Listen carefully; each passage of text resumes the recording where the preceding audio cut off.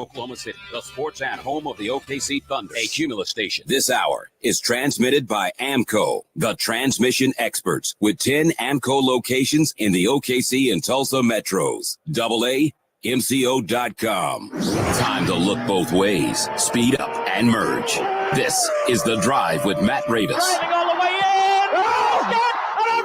And now joined by the middle of the day show, Mark Rodgers, on a Gunday Monday with Cale Gundy. Hey there, boy. Man, you got big. How long's it been? 3-4 months? The Drive is on 98.1 FM, WWLS, The Sports Animal, thesportsanimal.com, and the Sports Animal app. On the Sports Animal. Today, and what can be trending more than SEC Media Days down in Dallas, welcoming OU and Texas back to the conference. Bringing Mark Rodgers and Cale Gundy on this Gundy Monday. How's Dallas, boys? Dallas is great. Dallas is great. It's good to officially now be part of the SEC, where it just means more. And our program director, Cisco, has taken the early lead in MVP down here because he's brought a football. It looks like something that he saw on Etsy, but he's got some candy in this plastic football here, and there's been 3 people walk by and say, wow, what a great idea. It's for the guests. So Cale is sitting directly in front of it. You can probably see that if you're watching us streaming, which we will be doing all week. Cale, I'm going to tell you right now, I'm going to impress you with my discipline. I'm going to eat 0 of anything in that bowl, and I'm also going to have 0 sodas this week. 0. All of the sodas you can drink in there, 0. Well, I'm leading right now in the goodie bag here. It's like Halloween over here. I'm at 1, but it's sitting right in front of me here. So I heard Barry Trammell talking earlier today about favorite candy. This is an unpopular take, but Skittles are complete garbage. Don't like Skittles at all. How could you even say that? How are we going to start off the show on that? Don't like Skittles. They're kind of like jelly beans with a hard kind of outer crust on it, and I just don't like them. We got Snickers in here, now, M&Ms. The M&Ms and the Snickers, I would eat. Starburst. One of the great radio topics of all time, the best Starburst. It's either pink or red. The red. It's the red. I think it's the red. It's definitely the red. But I'm gonna have to display some serious discipline this week. I did eat some cookies in the Big 12 and the hospitality, like the in-stadium service, food and beverage service from the Las Vegas Raiders.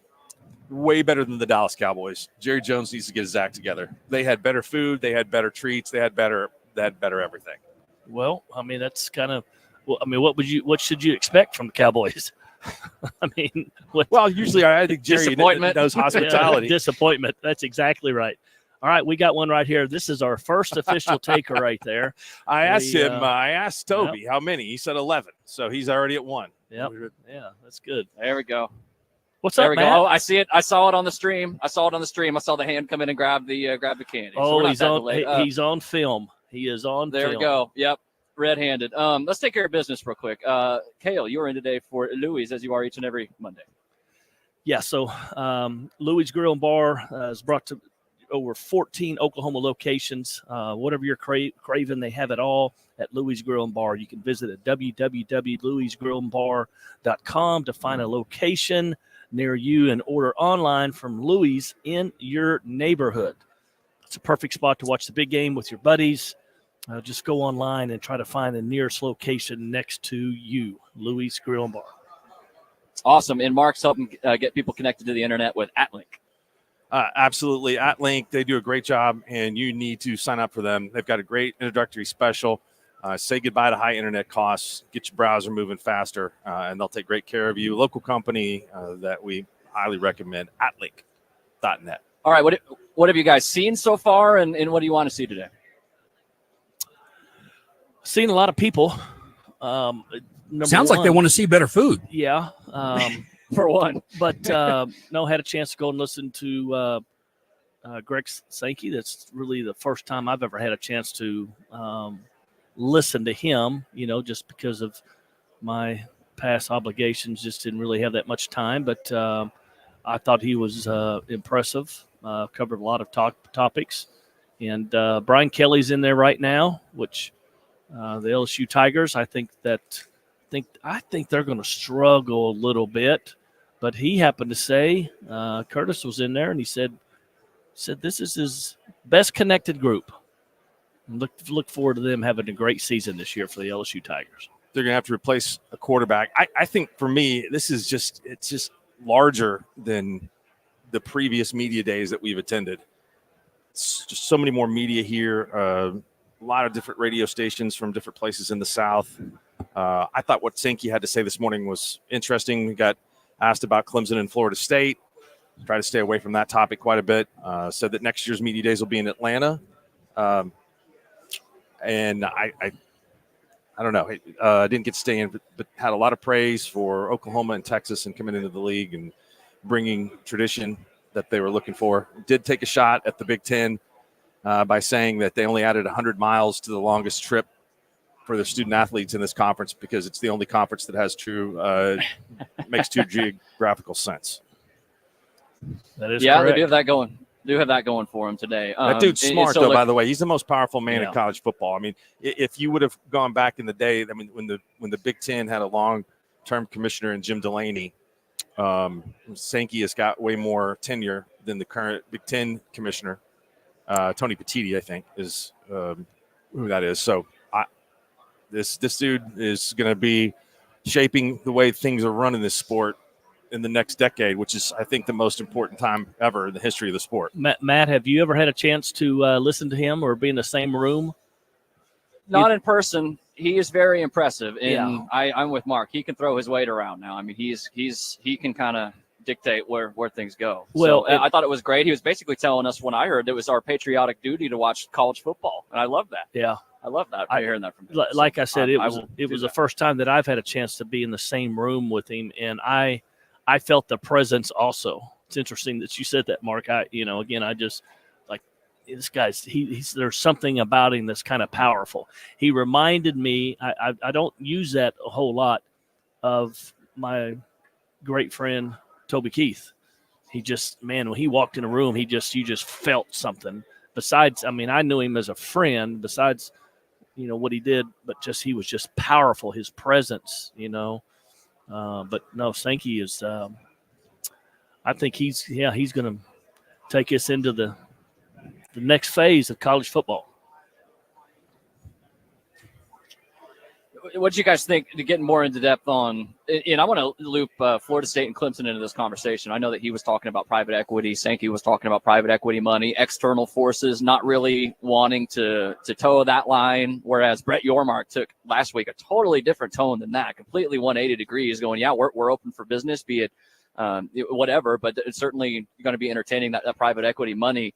And I know that conversation, something, Cale, is something that you were fired up about, the potential of added Clemson and Florida State to the Big 12. We actually had some news. There was a report this morning from Jason Scheer that there's internal belief that the Big 12 that Florida State and Clemson are likely to join the conference within the next year or so. Now, that was just a report out there. Take it for what it's worth, Cale, but just talk about that whole dynamic. More conference realignment potentially on the horizon. Yeah, again, if you're Brett Yormark, I mean, that's what you're doing. I mean, you're hustling like crazy, and I mean, the guy is out selling his conference to be the best conference in college football, and is trying to bring in the best teams as possible, and he's out hustling. And if you don't think he's not, I mean, my man is on the corners. He's there late at night, and he is getting after it. And that's just who he is.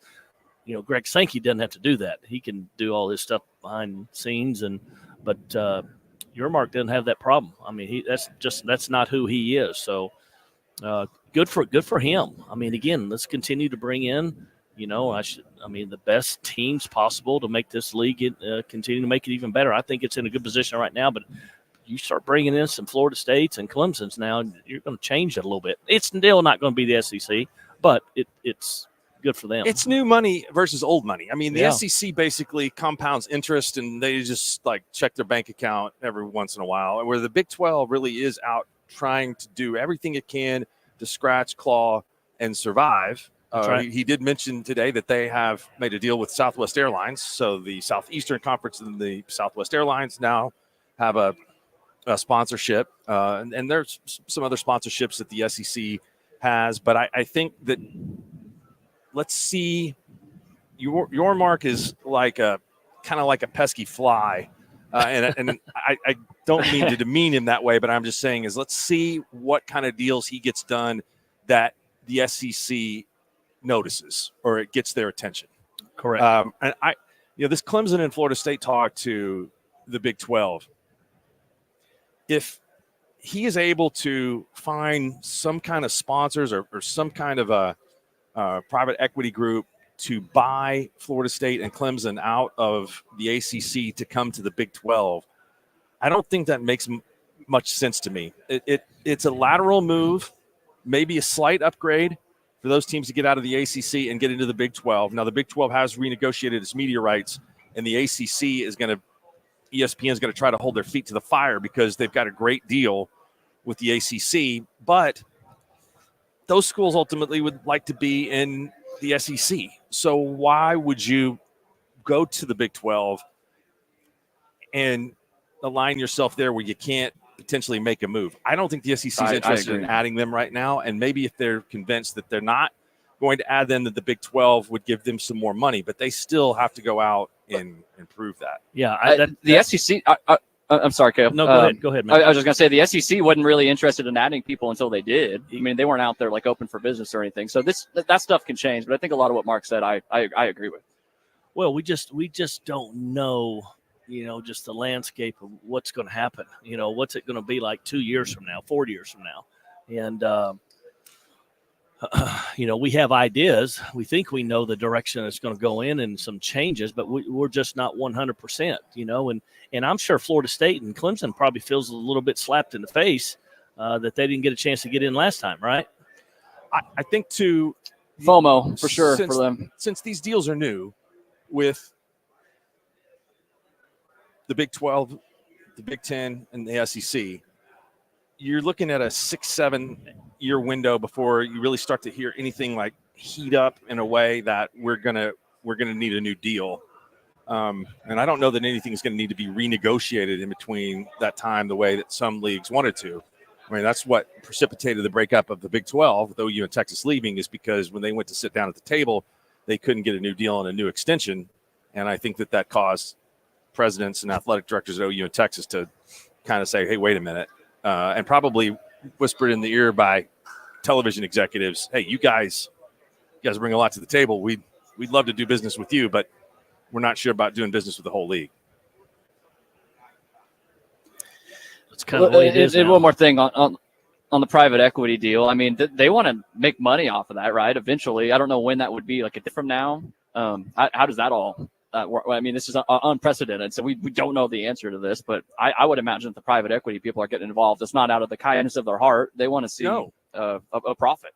Yeah, I mean, they're going to have to get a return on their investment from Florida State and Clemson. I think Florida, Jeremy Foley, a very powerful guy that was the athletic director at Florida, they're wired in to the SEC. I'm not sure how much they want Florida State in this league anyway,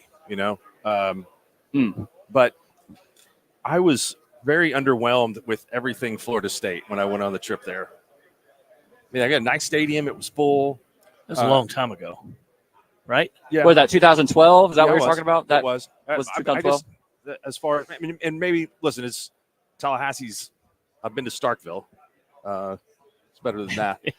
Yeah. So I mean, when we go to some of these other SEC, posts today or this year, looking forward to checking those out. So I don't know. I mean, maybe I'm selling Florida State a little short, but they have won a national championship under multiple coaches and had an undefeated season, and that's one of those tests. I think that you know what I'm saying is that you that's how you know a program is good. Oklahoma's had 3 coaches win national championships, so it can be done by different people. It's not just one guy that did all the winning, and then they had a hard time replacing him. So Florida State's had multiple coaches that have won.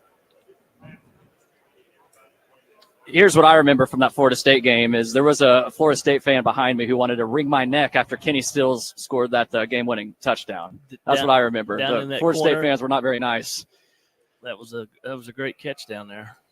That was a great catch. So LSU was talking right now, looking at OU's schedule, and I thought Matt Meyer asked a great question earlier on social media, which was what game are you most anticipating on OU's schedule? LSU is kind of headlining media day today, so I want to ask you guys about them. There's a chance that final game of the season has a lot of implications on it. And I have no idea what to make of LSU really any given year, much less this year, but that game could potentially be huge, Cale, that the final game against LSU. What are you expecting from LSU this year? Well, they got rid of most of their defensive coaches, if not all of them. I don't know if it's exactly how many, but they are completely going in a different direction defensively, and they lost a lot of players, and but it's still LSU guys. So I mean, LSU recruits great players. You know, it's like OU. You know, I mean, people want to say that OU's not going to be as good, and you're like, you're kidding me. It's OU. You know, we're going to have good players here. So that's going to be a challenging game, and it's probably going to be a night game, I would think. You know, because it's definitely one of those flex games. Yeah. And it will be, because that could be, you know, that could possibly be if one of these two teams. I don't think both of them. I think both of these two teams would be a bubble team to potentially get into the college football playoffs. Would you guys agree with that? LSU and OU be a bubble team? Yeah. Okay. Mark probably doesn't think the one of them is a bubble team. He's nodding his head here. I get that. But there could be a lot on the line, you know. I think that's the game. I'll give you a different answer. I'm going to go Tennessee because it's the first one. I think there's a lot of storylines around Josh Heupel coming back to Norman, and I think Tennessee is really good. And that's a quarterback battle between, I don't know how you had him rated, but I am Leva, number one guy, Jackson Arnold, 1A, something like that. So that's one that I think kind of have OU's got penciled in as a W that I'm not sure there's going to be a W. Be a big game for Tennessee. If Tennessee can win that one on the road, their schedule isn't quite as tough as some of the other teams in the SEC. That would get them off to a really, really good start and get a leg up. One more thing that he was asked about that I thought that is something that's newsy and that we need to know. They have been meeting with the athletic directors about tiebreakers and how they're going to do it this season. He said they've got an 8-tier platform of how to do the tiebreaker, but they have to have it approved. They're going to meet again, I think, on a Zoom call in the next couple of weeks. But I think that's fascinating because we're going to be talking about that. This is going to be one of those years where I think 3 or 4 teams could be in a situation where they tie to try to get into the SEC championship game. And I don't know if there's going to be real good tie-breaking scenarios when you only play 8 other teams. Yeah. 8 other teams. Yeah, you don't want to be in a situation like you were in last year with the Big 12, right, where you're having to clarify the tiebreakers late in the year. That was not a good look. That was a mess. That was definitely a mess. That was no good. That was no good at all. Hey, we'd love to hear from you. 405-900-WWLS, 405-900-9957. If you have any questions for Mark and Cale, who are down there at SEC Media Days, then get them in. 405-900-WWLS. On our Johnny Starkle Broiler text line. Our phone lines are the Lucky Star lines as well. Cale is in today for Louis. Mark is in for AtLink, and I'm in today out at David Stanley Chrysler Jeep and Dodge here in Midwest City, where they're determined to put you into a new ride with a lower payment. Buy any new Chrysler Jeep or Dodge, and you could lower your current car payment, plus no payments until 2025. OU season will be done and dusted by that point. You won't have to make a car payment until 2025. Plus, they've got $18,000 in negative equity assistance, to help you get out of your current ride and into a beautiful new one. David Stanley Chrysler Jeep and Dodge, across from Tinker in Midwest City. We will check our Johnny Starkle Broiler text line. We will continue to discuss some SEC football with Mark and Cale. That is on the other side of the drive, met by the middle of the day show with Matt and Matt, Mark and Cale, 98.1 FM, WWLS, the Sports Animal.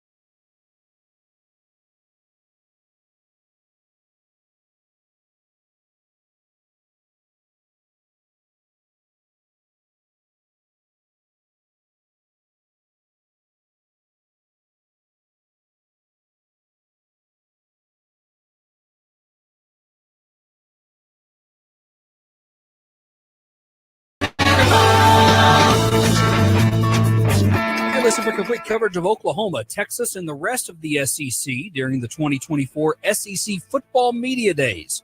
Going on today through Thursday, live from the Omni in Dallas. Curtis, Mark, Cale, Kerry Murdoch, all going to be down there live, talking to players, coaches, and much, much more coming your way. Information available at thesportsanimal.com and on the Sports Animal app. The Sports Animal Studios, powered by the Oklahoma City Thunder. Gear up for the latest apparel and accessories at the Thunder Shop. Visit us at Paycom Center or shop online at okcthunder.com/shop. You guys are up. With us on this Monday, this SEC Media Day Monday. Matt here at David Stanley, Chrysler Jeep and Dodge in Midwest City. Of course, we've got Mark Rodgers and Cale Gundy down in Dallas attending SEC Media Days. Mark is in today for AtLink. Cale is in for Louis. Let's head to our Johnny Struggle Weather text line, 405-900-WWLS, 405-900-9957. Answer some questions from our listeners. Robert wants to know what you guys think about OU's offensive line and how it will hold up in the SEC. It's the number one question for the entire season is how OU's line is going to perform. I think that there are, just doing the math on this, if you look at different draft projections, there are 10 defensive players from the SEC projected to go in the first round. None of those guys are at OU. 2 at Georgia, 2 at LSU, and then the rest are scattered throughout the league, and most of those guys are defensive linemen or linebackers. So OU's offensive line has got to block people. See how it goes. And the quarterback, we talked a little last week about Jackson Arnold in the bowl game. He had some issues. I think in practice he's had some issues as far as accuracy and keeping the ball away from mistakes and turnovers. And he's a young guy. He hasn't played that many games. And so the more time he has, I think the better off he's going to be. There you go. Do you need you want me to touch on that? Yeah, let's hear. I want to hear your thoughts on the OU offensive line. I kind of want to steer you in, like, what should the baseline expectation be, and how long should we expect them to sort of round into form? Because typically you do see that with Beatonbow. Lines get better over the season. Bill Beatonbow, I mean, I know people say it. I've said it before. Without being in every staff room and on every team in college football, he may be one of the best offensive line coaches. He is one of the best offensive line coaches. Is he number 1? Is he number 2, 3, 4, 5? He's surely in the top 5 when it comes to getting his guys prepared and playing on the level that needs to be. Now, to me, it's about how talented are these guys. And when you're playing in the SEC, you need offensive linemen that are 330 to 370 to 380. You need bulk. And because when you're playing against defensive teams in the SEC, you're going to have to move guys because they're a lot bigger. So the concern that I had was when I went to spring ball that I did not see those type of bodies in that offensive line.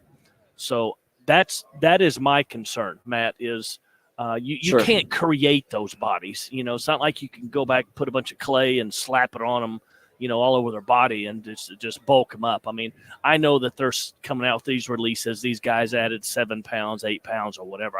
I just didn't see the frames that I was hoping to see in some of these transfer portal guys. Now, these high school kids, I think they signed a really good class. Those guys aren't going to do anything. They may be a guy that comes in at the end of the game and potentially plays. There may be 1 or 2 of those guys, but they're not going to be your starter. They better not be a starter. You better not have a freshman out of high school playing for OU this fall. So we're not, in short, we're not very far off on the evaluation. No, not very far off. Yeah, doesn't sound like it. No, it doesn't sound like it. I mean, again, he'll get them coached up, and they'll have to do some things. They'll have to be smart offensively. Seth Luttrell, Joe John Finley, play calling, trying to you've got a quarterback who is mobile. You got to protect him now. You don't want to run him too much because he is a young guy. But they'll find ways to get him out and run a little bit, get the ball out of his hands. I think we talked about this, Mark. The receivers are their strength of their offense. Get it to some of those guys and see if they can do some things in space. Nick Anderson was projected in this same draft stuff that I looked at. He was projected to be a first-round pick. Got a chance to be really good. He's a good player. This is a text that we got. Needs to stay healthy. Definitely. This next text is one we got late last week, but Cale, I thought you would be you'd be a good guy to answer this one and help answer it. What about the practice and especially the recovery changes after playing an SEC opponent? What does that week look like, and how is it different from playing in the Big 12? Well, I was never in it, but I think I've mentioned before. I think we've talked about it a little bit. I know Mark and I have. That's one of the things that I've been around coaches that have been on our staff at OU that have been in the SEC, and kind of what is the difference? And they said the difference is, just trying to get to guys to Saturday as healthy as possible. How you practice throughout the course of a week. How much tackling can you do? It's just huge. Now they've done a tremendous job, and they've put a lot of money in their facilities, in their rehab and their sports medicine to help their bodies. And I know they take great pride in that. So that's going to be key moving forward. There's no doubt. 405-900 WWLS, 405-900-9957 on our Johnny's Truckle Broiler text line. This is another one for you guys. What do you think about Jeff Lebby? What's his fit at Mississippi State, and what will that look like this year? Well, I've said this publicly several times. I'm a huge fan of Jeff Lebby. I love Jeff Lebby. He is in a room, in an offensive room, talking football, talking X's and O's, talking technique, footwork, everything that all 11 players on the offensive side has to do. I've never been in a room that anybody could do it as good as that guy right there. And I've learned over time that I think your very best coaches, offensive coaches, are guys that know the offensive line and know the ins and outs of the run game and the pass protection and the schemes, and then they become skill guys. Jeff was an offensive lineman. I mean, I recruited him out of Andrews High School, Texas, but he's a skill guy now. So I think they'll surprise some people. I was talking to somebody down there just last week about some of their players that they've gotten in. They've got some transfer guys, and they think they got some guys that can play out in space. So I expect him to win 6-7 games this year. If he can do that the first year, I think that'll be a successful year for him. What do you think, Mark? I'm worried about them in year one, but that he's going to call the plays, and there's really so he's going to have some delegation. I think it's tough to do that as a first-year head coach. So they've got the Baylor quarterback, Blake Shapen. I think that they 4-5 games. That's going to be a good year. Gotcha. For Hey, I gotcha. Hey, Matt, if we go ahead, Cale. We come back. I had a chance to visit with Craig Way, which is the voice of Texas Longhorn football, and another guy just a while ago, and asked them some questions what they thought about Texas football this season. So maybe we hear what you've been saying about Texas down there. Do they know? They've been drinking that juice too. Mm-hmm. So, okay, we've got several minutes here if you want to get into it. Okay, now we're not up against it or anything. Yeah, so I just went down there, and I know we've been visiting all morning long. So one of the guys I know, we know the same people, so we've got a pretty good relationship. So I was able to ask this question. I said, so do you believe in the hype that's out there right now about Texas? I said, have they turned the corner? And they both kind of looked at each other, and they kind of paused. And I said, okay, you just answered it. And the guy goes, no, I was waiting to see if he was going to speak. And he goes, I'll speak first. They both feel like that they have what they need to have in order to be a dominant team. They think they got a potential for have a big run here in the next few years if they can continue to keep bringing in the same type of players that they bring in that they have brought in. We talked about it. They lost 11 players in the NFL. They do have a good quarterback back. They do have the bulk of their offensive line. Now, can they replace a lot of those great players that they got from the transfer portal? Can they replace those with new transfer portal players? And will those guys be as good as what the ones last year were in the transfer portal? But they think they got all the right pieces. And, again, I'm just sitting here holding my breath. I'm like, okay, again, you still haven't won very many games. You've really only had one good season in the last 10 years, so. But they think they have. They think that they are there, and they think they've got a potential for a big time run. I think we were about to come on the air, and I was about to ask them what they thought about Oklahoma, and I'm going to go down there and ask them what they think about OU from the outside looking in. Need to hear that, Mark. Here's my thought on Texas. I understand everything Cale said, all the turnover. I do think if OU's recruiting. And I know these teams have been recruiting roughly the same level, but if OU's coming off that run, I think a lot of people would be extremely high on them heading into this season. But it is tough to project them in a new conference and losing all those players too. They do have quite a few guys back. It's not as if they don't have returning starters. 4 of the 5 on the offensive line. So that's a little bit different than Oklahoma. And they got a good quarterback. We've criticized him a lot, but he's one of the best in the SEC, in the top tier. I think talked about it last week. 5 quarterbacks in the league stand out to me at a different level of guys that have done it and are proven. I don't put Jackson Arnold in that category because he played 1 game. Well, but also, Mark, Quinn Ewers hasn't played any games in the SEC. He went and won at Alabama last year. I mean, that led fourth quarter drives and stuff like that. So week to week, that's fine. Yeah. But I think he's been kind of a highly touted quarterback his entire life. Yeah. I think the guy's got a chance to get a little bit better and be good enough to help them win games. They were incredibly skilled last year on the offensive side. I mean, and Steve Sarkisian is he's an offensive guy. He's a play developer. He can create plays. He can set you up by formations and motions that create big plays. And he's got some Lincoln Riley in him when it comes to play calling and doing that stuff. So it'll be interesting to see if those, if they found the right guys to fulfill those spots on the offensive side in the transfer portal. Bruce Feldman, I know. I talked about this last week, and I think we don't talk about this maybe enough, is that their coaching staff is really good. Texas, I mean, they pay these guys a lot, but I know they lost a coach last year. One of your former players is on that staff. Yep. But they're good.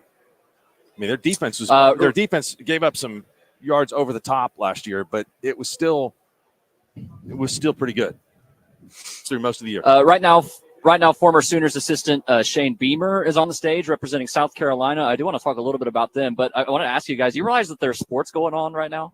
Live sports happening as we speak? What live sports are going on right now? Team USA basketball. No, actual real sports. That sounded bad. I don't want to diminish the cyclists out there, but no, like those kind of sports that we would talk about. Yeah. Cale's a fake Abu cyclist Dhabi. too. Yeah, right. He's a Peloton guy. Hey, that's work too, man. But yeah, no, team 16 coming up. Sorry. Nice. No, you're okay. Team USA right now leading Australia 39-26 in Abu Dhabi. Josh Giddey's playing though for Team Australia. He's out there. He's got the ball in his hand as we speak. Didn't we think that was Australia like one of the top 4 or 5 teams in this? I would say so. Think so?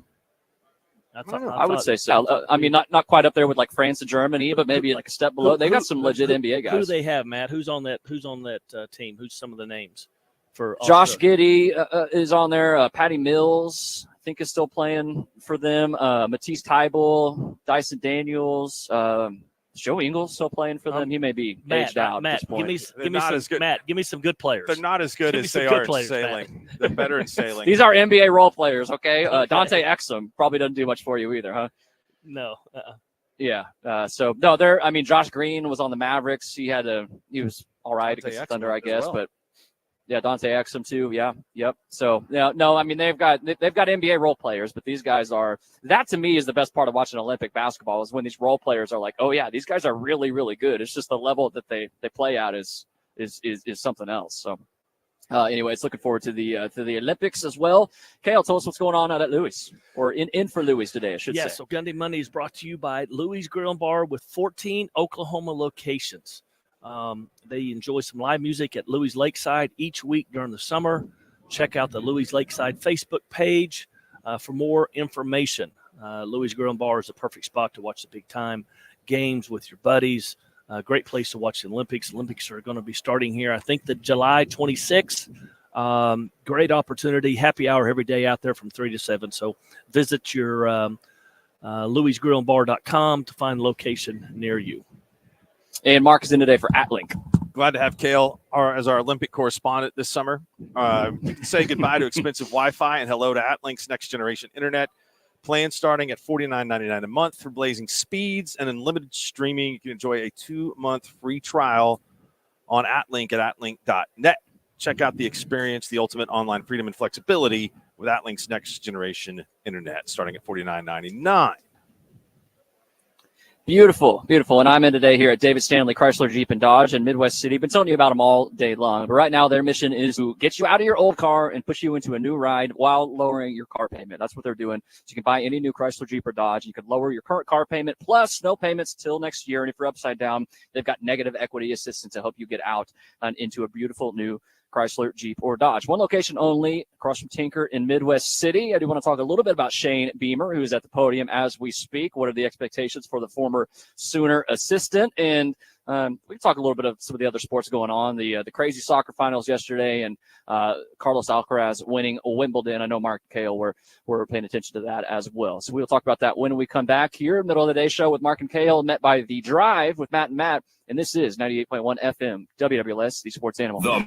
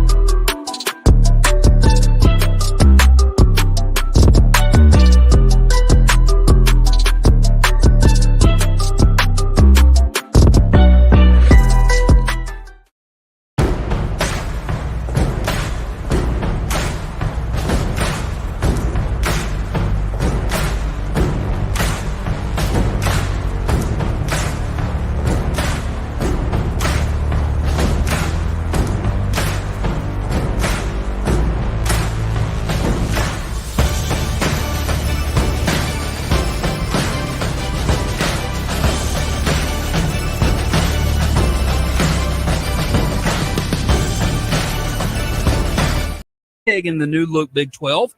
The Sports Animals College Football Countdown, proudly presented by Rob's Ranch. You can follow along at thesportsanimal.com and on the Sports Animal app. You guys are on. We're back. Hanging out with us here on the drive. We've got Mark and Cale down in Dallas. SEC Media Days. Would encourage you to check us out on YouTube if you have not. WWLS, The Sports Animal. You can subscribe and you can see Mark and Cale live on stream. You can see the beautiful basket of candy. Has it been picked over yet, or are we still? How are we looking on the candy? Mark and Cale? Nope. There's been 2 takers. A lot of comments, but only been 2 takers. So All the Skittles you want. All the Skittles you want. Yeah, Mark's not going to eat them. He wouldn't eat them anyway with his new diet, but even without that, he's right. not taking the Skittles. What about Swedish fish? Do you like Swedish fish? I don't like Swedish fish. That's hard to say for me, at least. It is. I like sour worms. Trolli. Sour gummies. Those are good. Yeah. Kale, Swedish fish, yes or no? Nope, not a candy guy. Not a candy guy. No candy, period. Okay. All right. Well, I've got my other issues, but not candy. Everybody's got their vice. What do you think about Alcaraz yesterday, guys? That I know that we texted a little bit about it, Kale, but I'm not a big tennis guy, but he's impressive, man. Yeah, no, he again, he's 21 years old. He is 4-0 now in major finals, and I hate watching Djokovic play like that. And I followed Wimbledon and saw a bunch of tennis, but I never really had a chance to watch Djokovic and to see him play. I know he had surgery on that knee. I know he had that brace on his leg. He just didn't. He didn't put himself in position to attempt to have to run all over the court. And so I think that has a lot to do with it, that he's a little injured, but there's no doubt, Matt. I mean, it's the passing of the torch, and you're looking at one of the.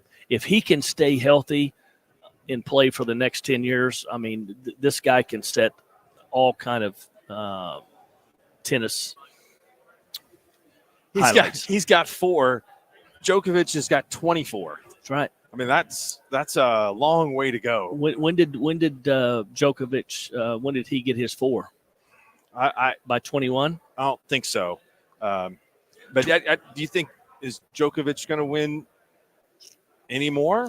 I think yes. Well, hopefully he's getting older. He's 37, 38. He did not look very good at all yesterday. Now, he had some bad hits, hit some balls in the nets, and he had some bad shots. So that really doesn't have to do a whole lot with his knee. I don't know. It did not look good. But you still got some young players. Sinner was the number 1 seed, and he got knocked out. Medvedev is another great young player. Those guys are going to be factors. But, again, Alcaraz looks as strong as anybody moving forward. Djokovic still within a match of winning another major. So even for all that, he's still right there. So he's still obviously great. And then I promise we'll get back to college football in a second. But I think you guys see the mess at the Copa America match last night, Argentina and Colombia in Miami. Yeah. Yes, those people wanted in that stadium, disaster. Man. There were people who were inside the stadium who were unticketed. There were people who bought tickets for like $2,000 who were not able to even get into the stadium. I would be livid, because the security and all of that organization was just so bad. There is a passion for this sport like no other. And I have become, and again, we've had this conversation, I've never really played it except for recess at Ridgecrest Elementary School. But I love the passion that these fans have for their World Cup teams and their world teams. And I want to go to to some of these events, but those look dangerous, what I saw yesterday. Well, they just did an equation of we've got more people than they do. So if we they can only stop a few of us. Were you as good at soccer at Ridgecrest as Traver was back in Columbia, Maryland, when he just went out for practice one afternoon, scored 5 goals and walked off and said it was too easy? No, not never as good as him. 5 goals, practice, just said this sport is too easy. I'm going to go back to baseball and tennis. He won a Grand Slam? No, but he was very good at tennis. Very good at tennis. My athletic career was not long and storied, but I did run cross country, and those soccer kids dominated that sport. all of the soccer kids dominated that sport because the conditioning that you need for that is just on another level. So it's pretty amazing. All right, let me back to college football like I promised before I leave you guys here. You're not Shane leaving for Beamer, long. I know it. I'll be back with you guys here in another hour. But what about Shane Beamer? What kind of job has he done in South Carolina, and what are the expectations for them this year? He had a great picture on Twitter yesterday. I think it was he and his son. They had the new college football 2025 hooked up to the Jumbotron inside the stadium. Now, that is a flex Sweet. if I've ever seen it. That'll be me later today, minus the Jumbotron in the stadium. Mm-hmm. That's a large screen television. His son is with him. He was down there. I just saw him a while ago, so pretty neat. But, yeah, he's what is he? He had 3 seasons there. He's 20. This is third. Third, yeah. So he beat Clemson. I mean, he had it kind of going. I mean, he was 3-5 last year, 5-7 overall, 3-5 in the conference. He's breaking in a new quarterback. He's one of the few guys that's kind of breaking in a new quarterback. Seems like everybody else has quarterbacks, whether they transferred from somewhere and were really good players or they were good players there. So he's got a couple. He's got a linebacker here, Debo Williams, who's outstanding, will play. I mean, he's had 162 total tackles, 67 solo last year. They got a quarterback, Luke Doty, defensive tackle, big guy. But I don't know. It's going to be tough. They have as many SEC championships as OU and Cale and I. They had none. Yeah. And you know what they did to and them? Texas, Mark. Texas, too. You know what they did to them this year in this schedule? Here's what they did to them in October. Mississippi, then at Alabama, then at Oklahoma. And they finally get a week off to lick their wounds. And then they've got Texas A&M at home. That for homecoming. I mean, that is a tough schedule right there. It eases up a little bit. But, man, they have to play, and they got LSU at Kentucky. This is a tough schedule for them. And they also are going to have that game every year with Clemson, which is not easy in the non-conference. The problem is that's just how college football is going to be every Saturday in the SEC now. It don't matter who you are. Yeah, but that's I know. That's they in 21 his first season they were 7-6 and they won a couple big games. I think they beat Clemson and they bumped him up, gave him a big old raise, and then he was 8-5 last year or 2 years ago. Then he was 5-7 this year. So this is you're now starting to find out. Okay, this is Shane Beamer's team. They've had a 3 years. You have your strength coaches in there, your philosophy, your character. This is who we are. So he's in a tough situation, and the schedule's very, very difficult as well. Have you guys have seen that receiver he recruited, Nick Harbor? He's like 6'5", a track star. People think he's going to run like a 4.3, 4.4, yes, 40 somewhere in between. He is ridiculous. I have seen some videos. I've seen the size of him, and that is impressive. I wonder how much money he had to be given in the NIL world in order to get him, because great question. That guy is a beast. He looks like he could be playing for Team USA in basketball now.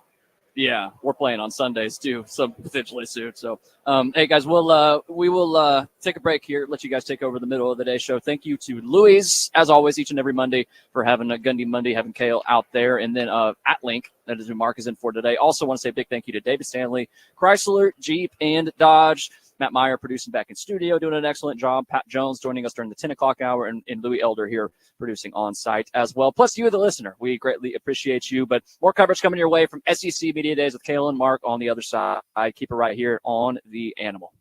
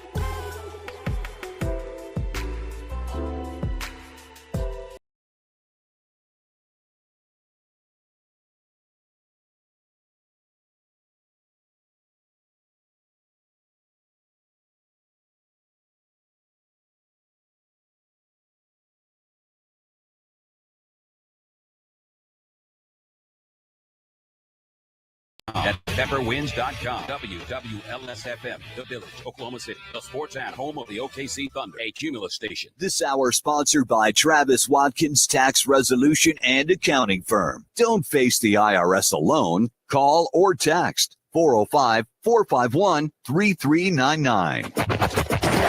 This is the Middle of the Day Show with Mark Rodgers on a Gundy Monday, 98.1 FM. WWLS. The Sports Animal.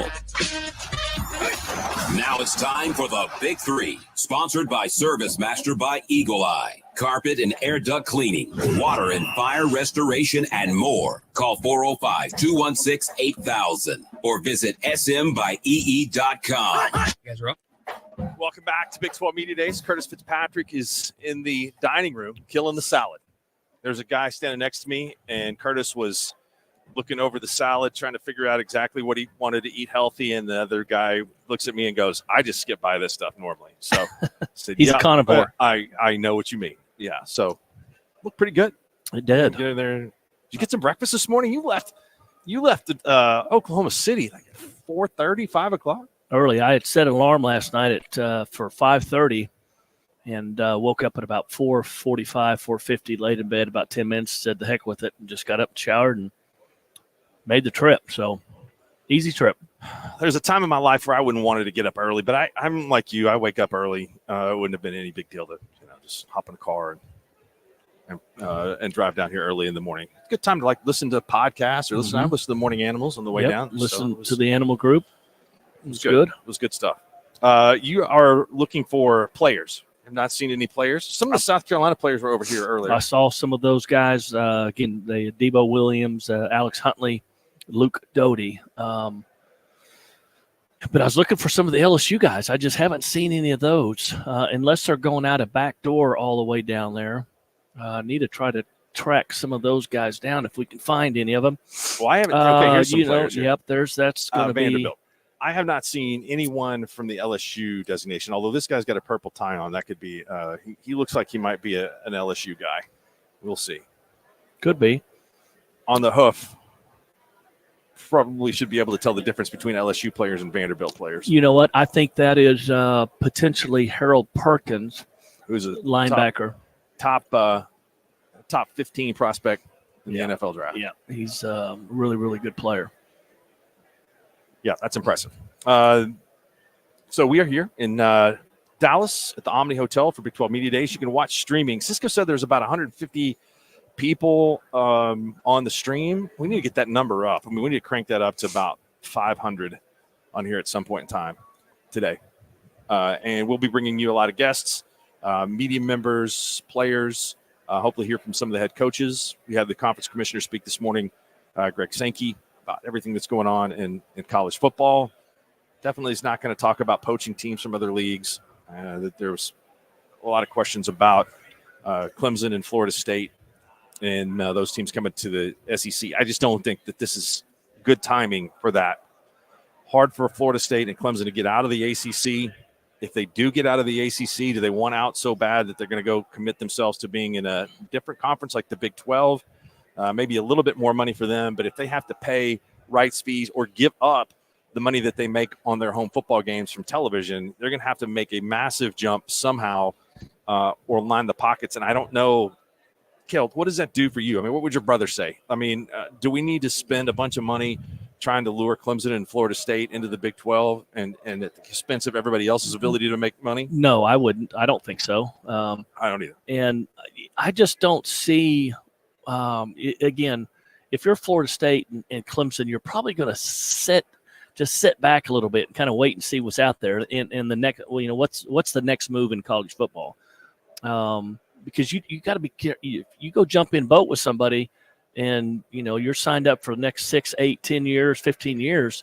That's hard to get out of. That's an expensive payout to get out. So they're already having a hard time getting out. So, I mean, they should learn a little bit of a lesson from the fact that they, at some point in time, those two brands are valuable enough that I think that they're going to be playing at the highest level of whatever it is. And right now, they should be happy as can be that they're in the ACC because they've got a chance to build that brand and be more relevant by playing college football playoff games. Same thing for Oklahoma State. I mean, whoever is in the Big 12 that wants to win this league, you're going to get an automatic bid into that thing. I mean, Florida State would have loved to have an automatic bid last year. They didn't get one. Yeah, but you're also in a league that's having to fly all the way across the country now to play some games. And that's going to be absolutely miserable for teams that are flying from the West Coast to the East Coast. You're looking at 5-hour flights, at least 5 hours. Oh, miserable, especially if you're going out west and trying to come back this way and losing all that time. I mean, you're talking about getting in on Sunday mornings. You're talking about getting in at 8, 9, 10, 11 a.m. in the morning. How's that sound? I don't know. When you're flying a charter, some of those trips, I mean, it takes away a lot of the time. You know how it goes. You just hop on the plane and you're in the air. And then when we come back from Oregon and UCLA, we play at nighttime. We didn't get home till 5:30 in the morning. What? Yes. We were home earlier than that. I was on both those trips. No, you must have been sleeping. No, I wasn't sleeping. This is a great story. One of, a relative that was in high school at the time knew that I was out of town, that I'd gone to that game. This was the UCLA game. Okay. And so wasn't expecting me to be home on Saturday night. Just thought that I got a key to get into the house. So I came home and there was a rager going on at my place. What? Yes. Yeah. With some high school students. They're doing things that they shouldn't have been doing. So what did you do? Tell everybody to get out, or did you? I didn't really. I mean, what was I going to do? Did you join them? I didn't join them. The glow stick? I just said, hey, I said, you need to make sure everybody gets home and gets home safe. And I didn't out him to the authorities, the parentals. Uncle Mark. So, yeah, I kind of respected that they would try something like that. But no, weren't expecting. I think we're home maybe late night, but like I said, I know also flew to Tuscaloosa with you guys. That one is like an hour and 15 minutes. Left my cell phone. I had to get a ride to the airport from a sheriff's deputy because I was late doing a live shot, and I was going to have to fly back commercial the next day if I didn't make the plane. And there were so many planes flying out of there. You guys were on the runway waiting to take off, and so I got on the plane late. And then had my phone sent to me a couple days later. I'm trying to think what the worst trips were. I think it might have been Washington was a game that we played at nighttime out there. Yeah. Yes. Because again, you're talking the West Coast time, so you're not getting done till if your game's at 7 or 8 or whatever, you're not getting done till 11:30 or whatever. And then by the time you get to the that's the LSU boys right there. Yeah. That's Nussmeier. That's the quarterback. Yep. Who's a local talent. He was born somewhere, I think in Louisiana, but played high school ball here at Flower Mound Marcus. Same high school as Marcus Smart. Yeah, and his dad obviously played for the Cowboys. That's exactly right. Yeah. Be a great guy. We should have grabbed him. Yeah, those guys are looking good. Looking good today. The the long. You want me to try to get him on? No, it's okay. No? Okay. Those long trips are. I mean, hopefully you don't have to take very many of them a year. If you're a couple of schools like that, shows how desperate Stanford and California are, because they're going to take a long trip every week. Oklahoma State doesn't have to take a long trip every week. That's right. Okay, so going back to it, so if you kick off at 7, your game's over at 10:30. And this is West Coast time, okay?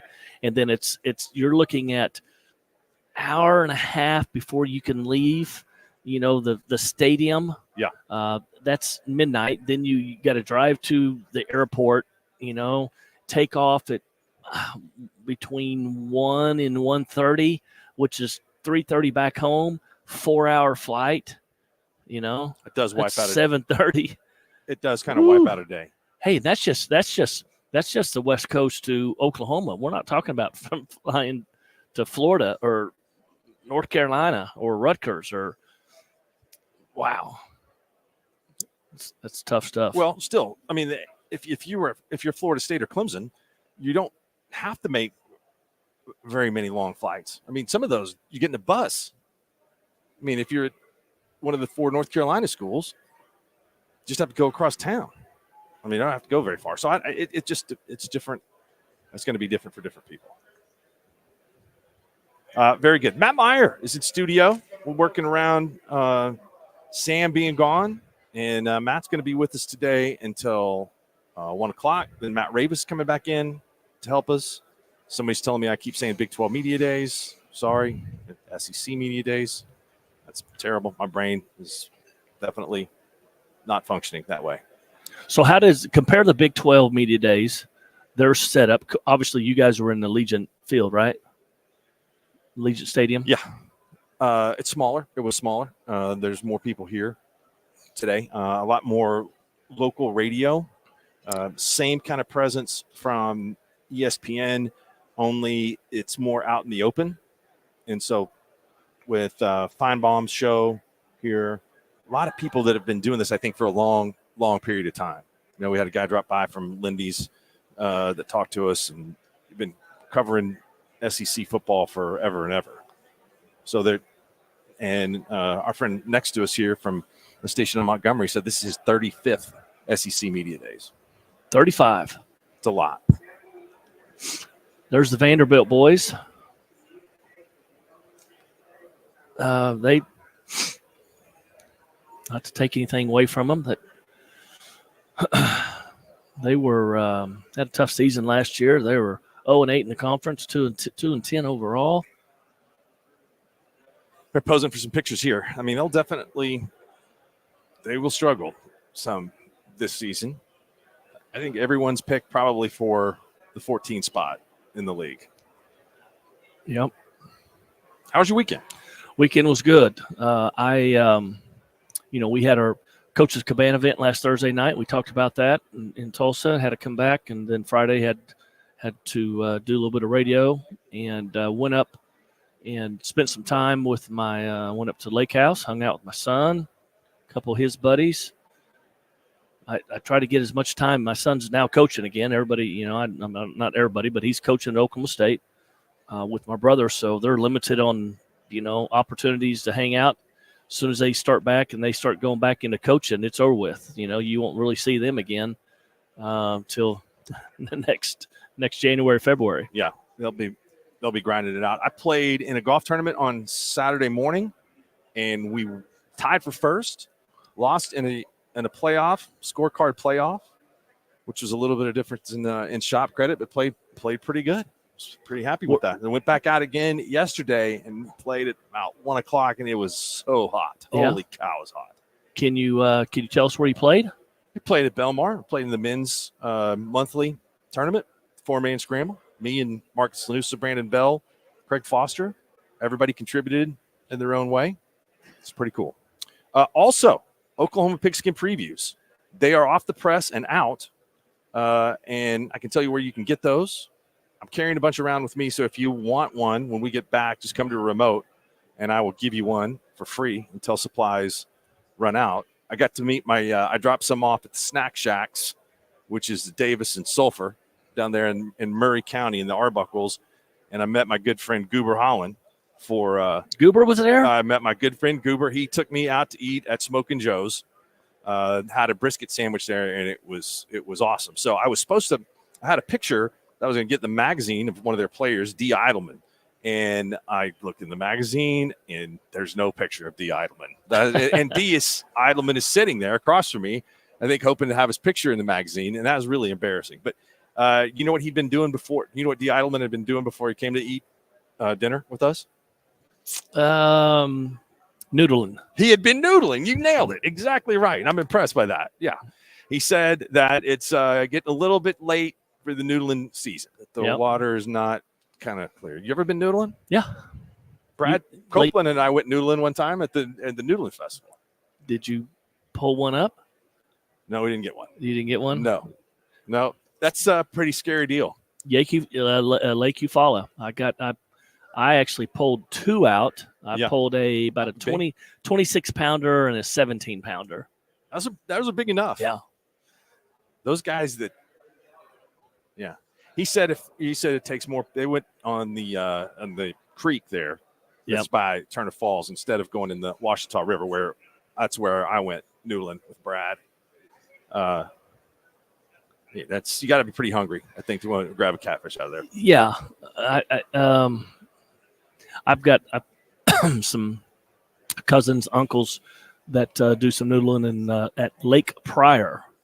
It's Arkansas? Pryor, Oklahoma. And they do it, they plant refrigerators, bathtubs, and they provide the homes for the catfish. And I've seen pictures where they're pulling 60, 70-pound catfish up, and their forearms are just scarred to death, and they use gloves. But, I think if I'd ever tried to pull one of those out, I wouldn't be doing it ever again. And again, I did it back in college. So I got a better solution for you if you want to eat something for lunch today. Let's go to Louis. Louis is the place. Anything and everything. They've got great menu from your great salads, appetizers, your wings, your bone-ins. They got different types of sauces, lots of the burgers, the sandwiches. They have pizzas. They have rice bowls. There's just something for everything. Great place to go in and to watch all your sports. Lots of TVs. They got, great patios outside that you sit outside, and live music at Louis Lakeside each week during the summer. Just go to the Louis Lakeside Facebook page for more information.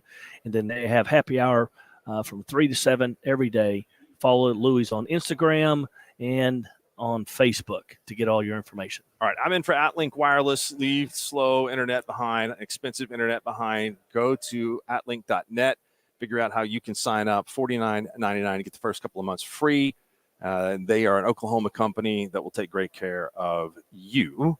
So atlink.net for more information. We will return with more coverage here from the Omni Hotel in Dallas at SEC Media Days.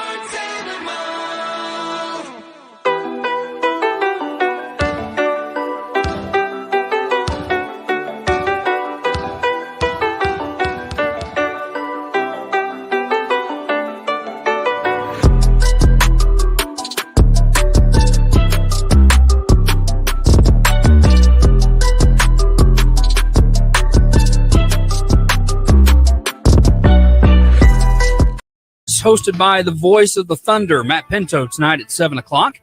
You can dive deep into the Thunder Summer League, draft and free agency signings, and much more about the NBA. Also follow the Thunder Basketball Report podcast at sportsanimal.com, the Sports Animal app, and you can follow wherever you get your podcasts.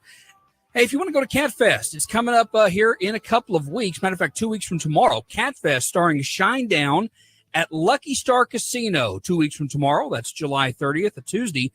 I've got a pair of tickets for you. If you want to go see CatFest, be the third caller right now, third caller to go see CatFest. Shinedown headlining that show at the Lucky Star Casino Tuesday, July the 30th. Third caller, you win a pair of tickets. The Sports Animal Studios, powered by the OKC Thunder. Looking to stay connected to all things Thunder youth? Sign your young fan up for the Thunder Rookies Club to gain access to online activities and start earning points for Thunder prizing. Join for free today within the Thunder app or at okcthunder.com/rookies. Ezra. Matt Meyer, CatFest is on a Tuesday. I just assumed the CatFest was on the weekend. Like on Saturday. We got CatFest on a Tuesday. It's a Tuesday this year. I've experienced some CatFest before during the week. Not exclusive to the weekend, although that would be convenient. Not the way it's going to be this year, though. The Madness of Rock champion Shinedown is the headliner for CatFest. That's right. Shinedown is a really good band, and they put on a killer show. And I've talked to people who have spent time with them, and the word is they're excellent guys. So you can feel safe putting your money into Shinedown. What do you mean? Like, what do you mean they're excellent guys? Like just good dudes. Like, they're not prima donnas. They're good dudes to hang out with. I mean, there's some rock stars that may have their head in the clouds a little bit. That is not the case with Shinedown. I've been told by people in our building they very much enjoy working with them whenever they come into town. They are from Jacksonville, Florida, or most of their people are from Jacksonville. That's no wonder they did a cover of Simple Man, which I was not in favor of.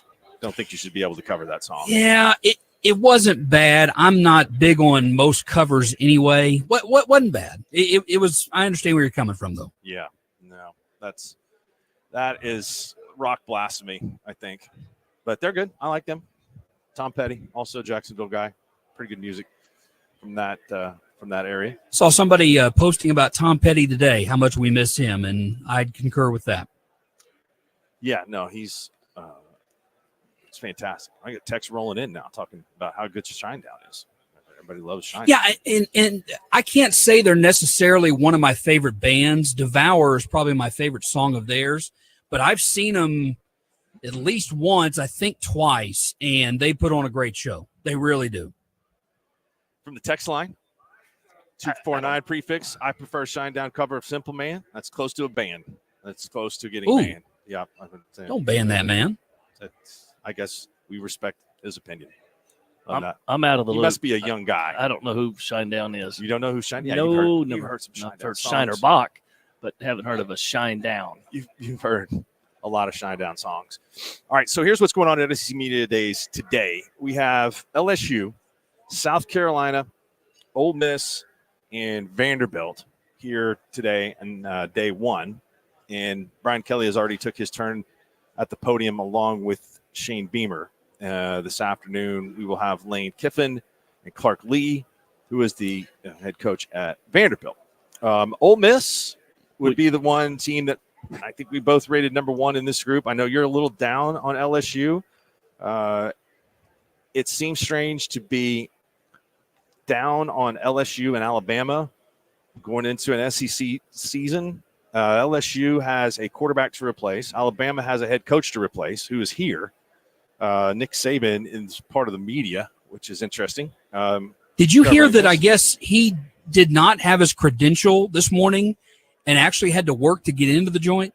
Did you hear this? I was listening to the Morning Animals. I thought they were talking about Feinbaum. Were they talking about Saban? He couldn't get in. I thought it was Saban they were discussing. Boy, somebody's going to get fired. Somebody's going to get ripped to shreds. Somebody is a law-abiding citizen, not letting Nick Saban in. Sir, I'm going to have to see your credential. As the head coach at Alabama, you can probably scream at somebody for not allowing you into the right spot. But as just an ESPN analyst, I don't know that you better tear off into somebody. I'm like, what do you? They might tell you, you're gonna have to wait. I don't know. I don't know if he carries as much. I wouldn't want to find out with him. Yeah, he seems like that he could. He definitely probably still has it in him to lecture someone. He's got a little grumpiness, I think, possibly. Cale, you ever spend some time with him, like just away from everything? I have not. I know Bob has, right? Bob has, and Bob really likes him. My brother has. My brother's got is that right? A pretty good relationship with him. They visit about things throughout the course of seasons, different things that are coming up, and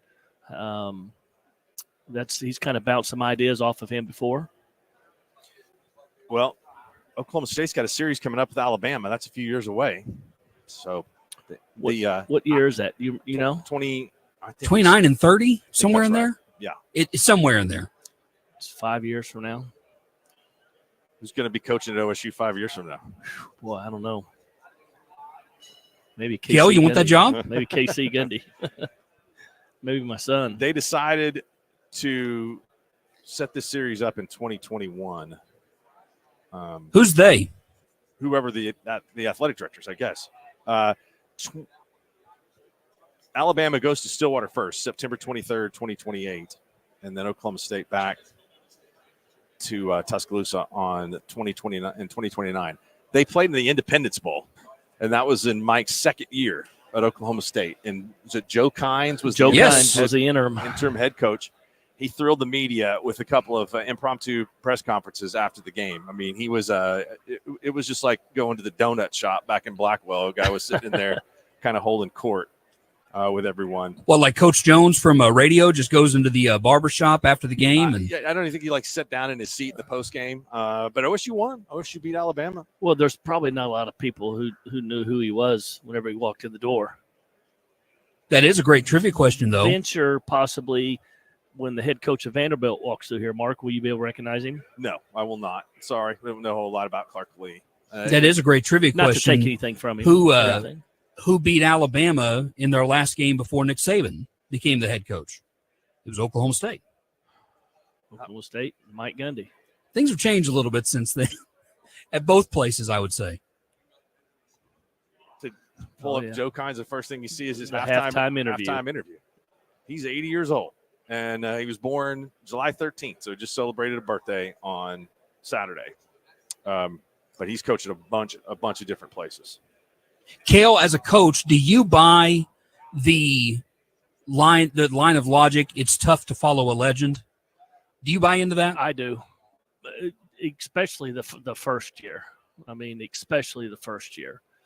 And that's why I think that, and again, when Mark says that I'm down on Alabama, I'm not saying they're going to win 5 games, but they're not going to win 12, in my opinion. I think they're going to win 10 games.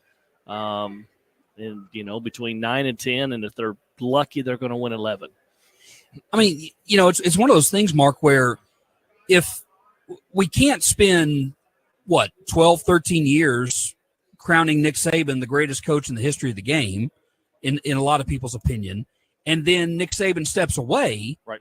And Alabama can't feel it somehow. Now, I agree with Cale. It's not like they're going to drop off to 6-6, but I guess I kind of understand where Cale is coming from in that if you are one, you're one of many that believes Nick Saban is, the greatest, or 6 or 7 national titles, whatever he has, would point that out.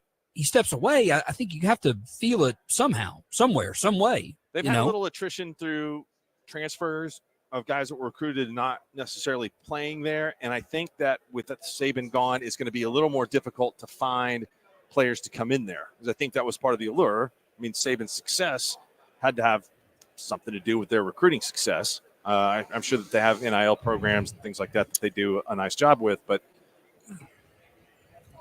well, here the great thing that they have is they have Nick Saban's support.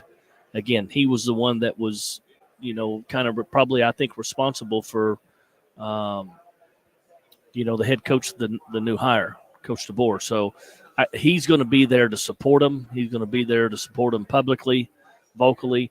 They just got a big-time commitment from one of the top offensive tackles in the 25 class out of Denton, Texas, one of the top 5 offensive linemen in the country. Well, as we talked about, everybody, their schedule is tough. I mean, they have Georgia on the SEC schedule. They have to come to Oklahoma.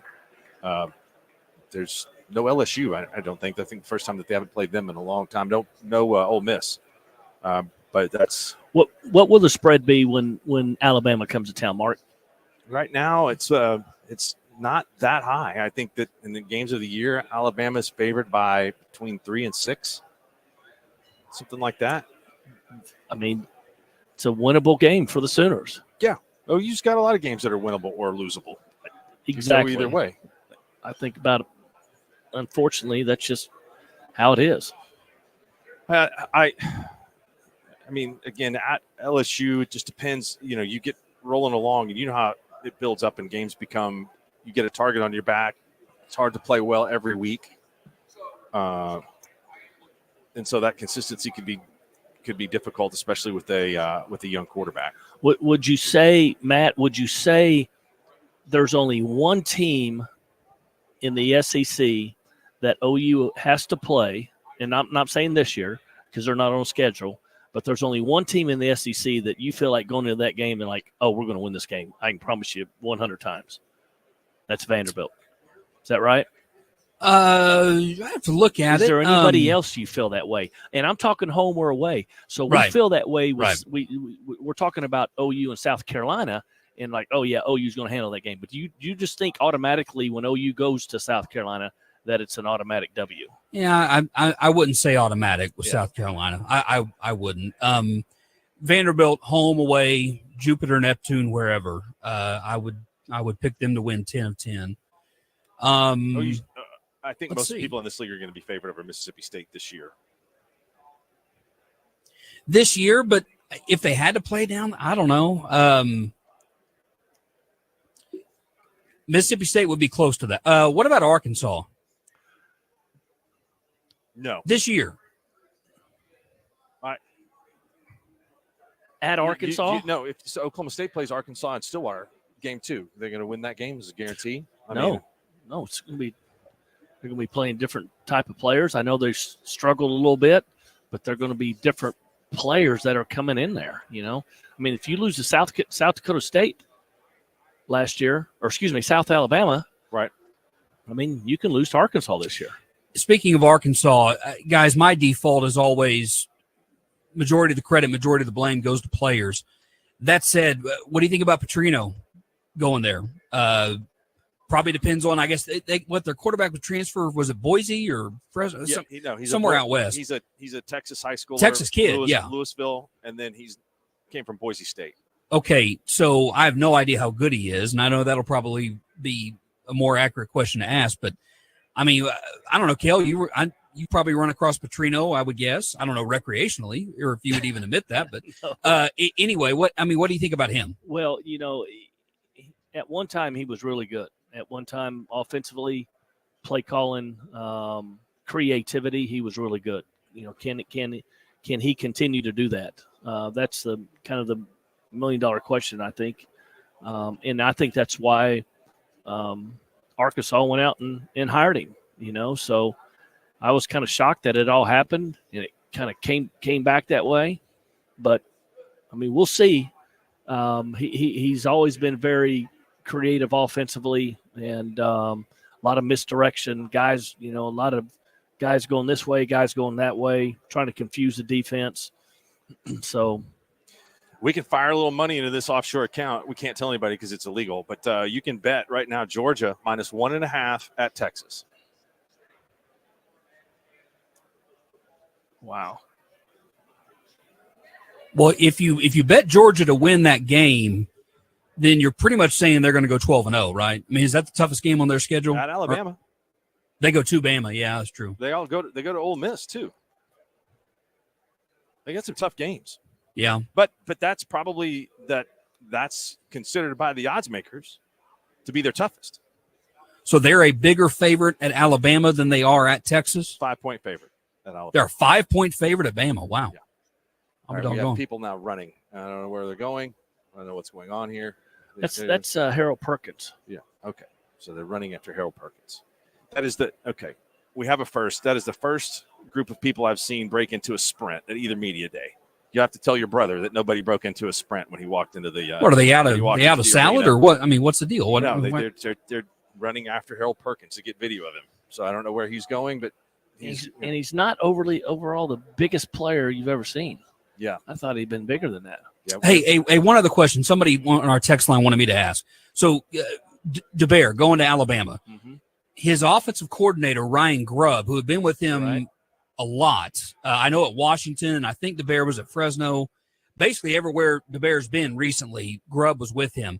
He took the job with the Seattle Seahawks. I mean, does that make any difference at all? The fact that there's going to be a new offensive coordinator that I guess the better question, how much of an impact does that have? The fact that he's worked with this OC for years and years, and now he doesn't have him. Does that make any difference at all? Yes, it does. Okay, how so? Like tangible ways. How so? I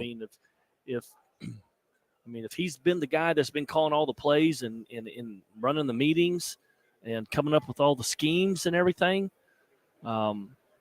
I'm telling you, that makes a big difference now. I think they promoted a guy within. Yeah. That was like the tight end coach. Yes. Okay, so there's already some familiarity. It's not like yeah. he went outside his tree to hire somebody. No, but if you think that he's going to step in and have the same success his first year, I just, I find that hard to believe. I really, really do. Now, and again, he's got a good quarterback to work with in Milroe. Great quarterback. He got a really, really good quarterback to work with, and they're gonna be talented. So I would say they need to lean on that defense a little bit early in the season, and until they can kind of get in a rhythm. But yeah, I mean, it's again, you're losing a really good play caller. You're losing a guy that's been running your offense, and I mean they've been so successful for so many years. He was 104-12. Golly, is that what it was? Yeah, wow. As a record as a head coach, he's 104-12 going into his first season at Alabama. Now, in fairness, I don't know. Milroe will probably next year not be as good as Penix was last year. So he probably doesn't have quite the quarterback that he's had. Is that fair or not? They're different. They're different players. You got one that's much more athletic, and but he's not the true just thrower. Put the ball in his hand, spinning it, throwing the ball all over the place, completing passes. I don't see that. Well, you mentioned he finished the season on a tear. I know he did. He did not throw turnovers. any interceptions in his last 3 games. Huge stat. I know. He didn't throw it a ton, but the last 3 games of the year, playing against Auburn, Georgia, and Michigan, he had no interceptions. He finished. He completed 65% of his passes for only 2,800 yards. He had 23 touchdowns and 6 interceptions. Most of his interceptions were in the first 4 games of the year. I think he had 4 interceptions in the first 4 games. That's a really, really good freshman year, especially when they didn't know who their quarterback was when they were getting shut down by South Florida in the 3rd week of the season. That was a pretty stunning development. All right, we're way behind. We got to take a break. We're here at SEC Media Days at the Omni. Cale's in for Louis. I am in for AtLink Wireless. Matt Meyer is in studio. We will come back with more coverage here after this. Stay tuned.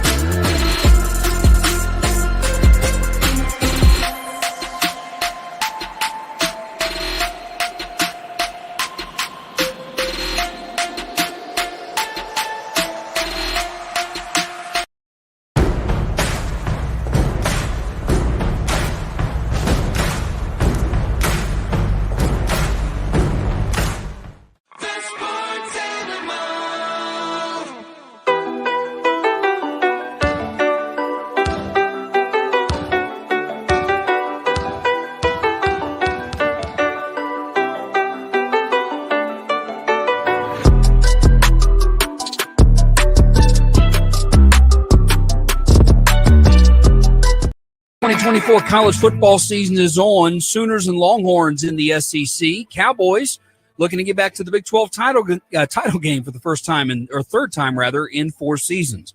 The Sports Animals College Football Countdown is proudly presented by Rob's Ranch, and you can follow along at thesportsanimal.com and the Sports Animal app. If you want to go see Shinedown at CatFest, Lucky Star Casino, 2 weeks from tomorrow, July 30th, be caller number 4 to the Sports Animal right now.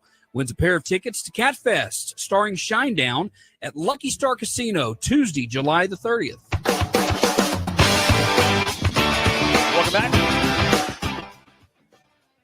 CatFest, Shinedown. Next 2 weeks from Tuesday. Okay. With all due respect, Mark is wrong. 41-year-old man, the Shinedown cover of Simple Man is one of the best covers ever. The lead singer has some pipes. You're too young. Too young. I'm not a Shinedown fan, but they're a great band and great people. This is true. This is a correction here. Tom Petty was from Gainesville, not Jacksonville. That way the Gators play won't back down at the end of the third quarter. That is correct. Thank you very much. I'm wrong. Yes. Shinedown and Nickelback are cousins. Now, that's probably. I like Nickelback. The Nickelback documentary is really good. You should watch that if you haven't watched it. So,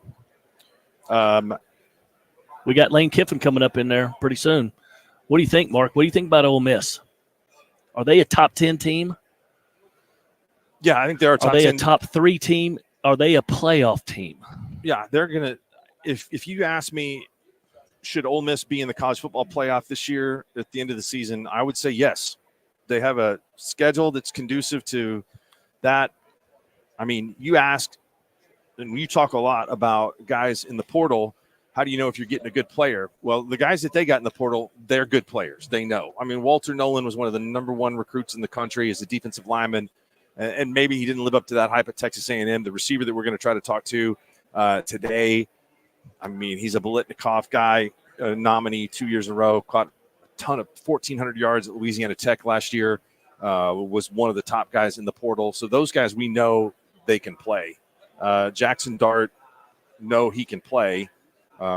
They've got a couple of guys on defense that are going to be drafted pretty high, and we'll see how it goes for them. But I think that based on their schedule, you can get to 6-2 in the conference, then you're going to have a chance to be in the playoff. I mean, I think that that's going to get you into a tie, at least for second. 6-2? Yeah, 6-2 ought to get you in a tie for second. You don't think do you think there'll be two teams that go 7-1 in the league? No, I think there'll be Georgia. I don't know who the other one is. I mean, Ole Miss, Alabama, Ole Miss. If Ole Miss is as good as we think they can be, they've got Georgia at home. That's a game that they need to win. You know, every time they've had a chance to step up in the last few years, they hadn't got it done. I remember at what was it 22 that they had a big game against Alabama at home, and Alabama went in there and kind of took care of business. Yep. So they haven't really gotten over the hump of beating a team. They couldn't slow them down. They haven't gotten over the hump of beating a team that stands in the way of them winning a conference championship. Yeah. So this is the year that they would need to do that. I mean, this is potentially as good a year as they've had in a long, long time to make a lot of noise. I think this is the highest expectations they've ever had in a season. I mean, we can Google this up. I don't know what the highest Ole Miss has ever been rated in the preseason poll. I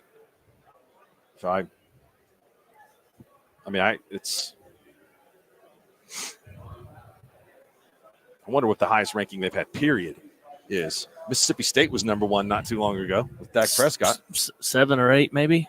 I'd probably higher than that. Maybe higher than that. Yeah.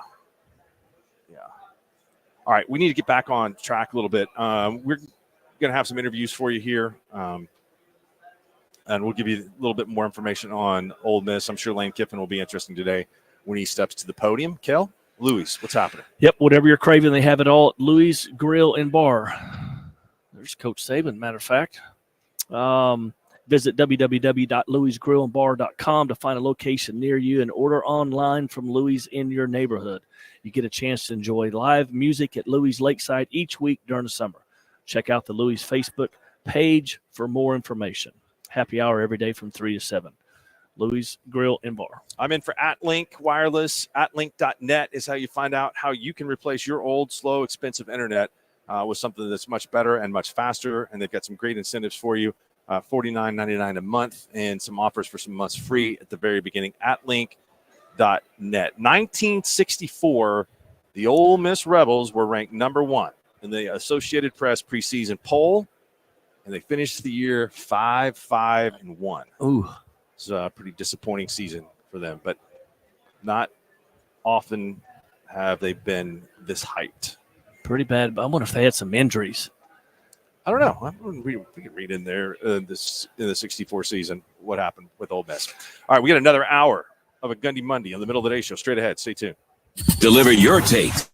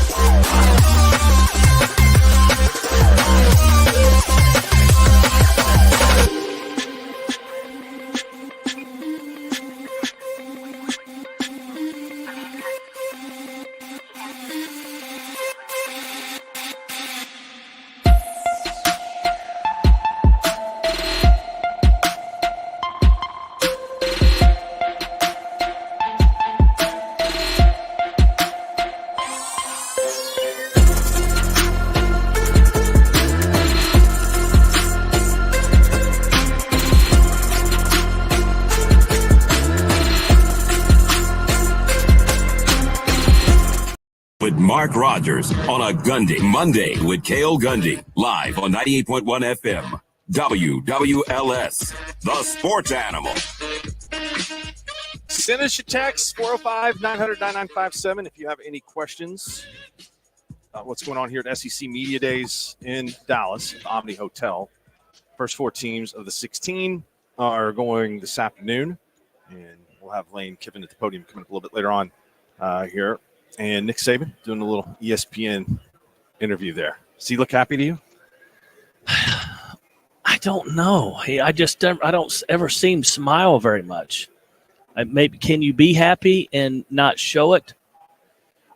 Listen, he is or not, if you're happy, do you have to show it? Raise your hand. You know this more than anybody. He's happy because he's not dealing with NIL and trying to figure out how he's going to recruit, pay everybody when he's recruiting the best players in the country. And he can't just tell them, hey, I'm going to get you to the NFL where you can make money. He's going to have to tell them now how he's going to get them money. So I think it just depends on how much does he still like being involved in this sport as to how successful an analyst he's going to be. Yeah. Obviously, he knows the game. Yeah.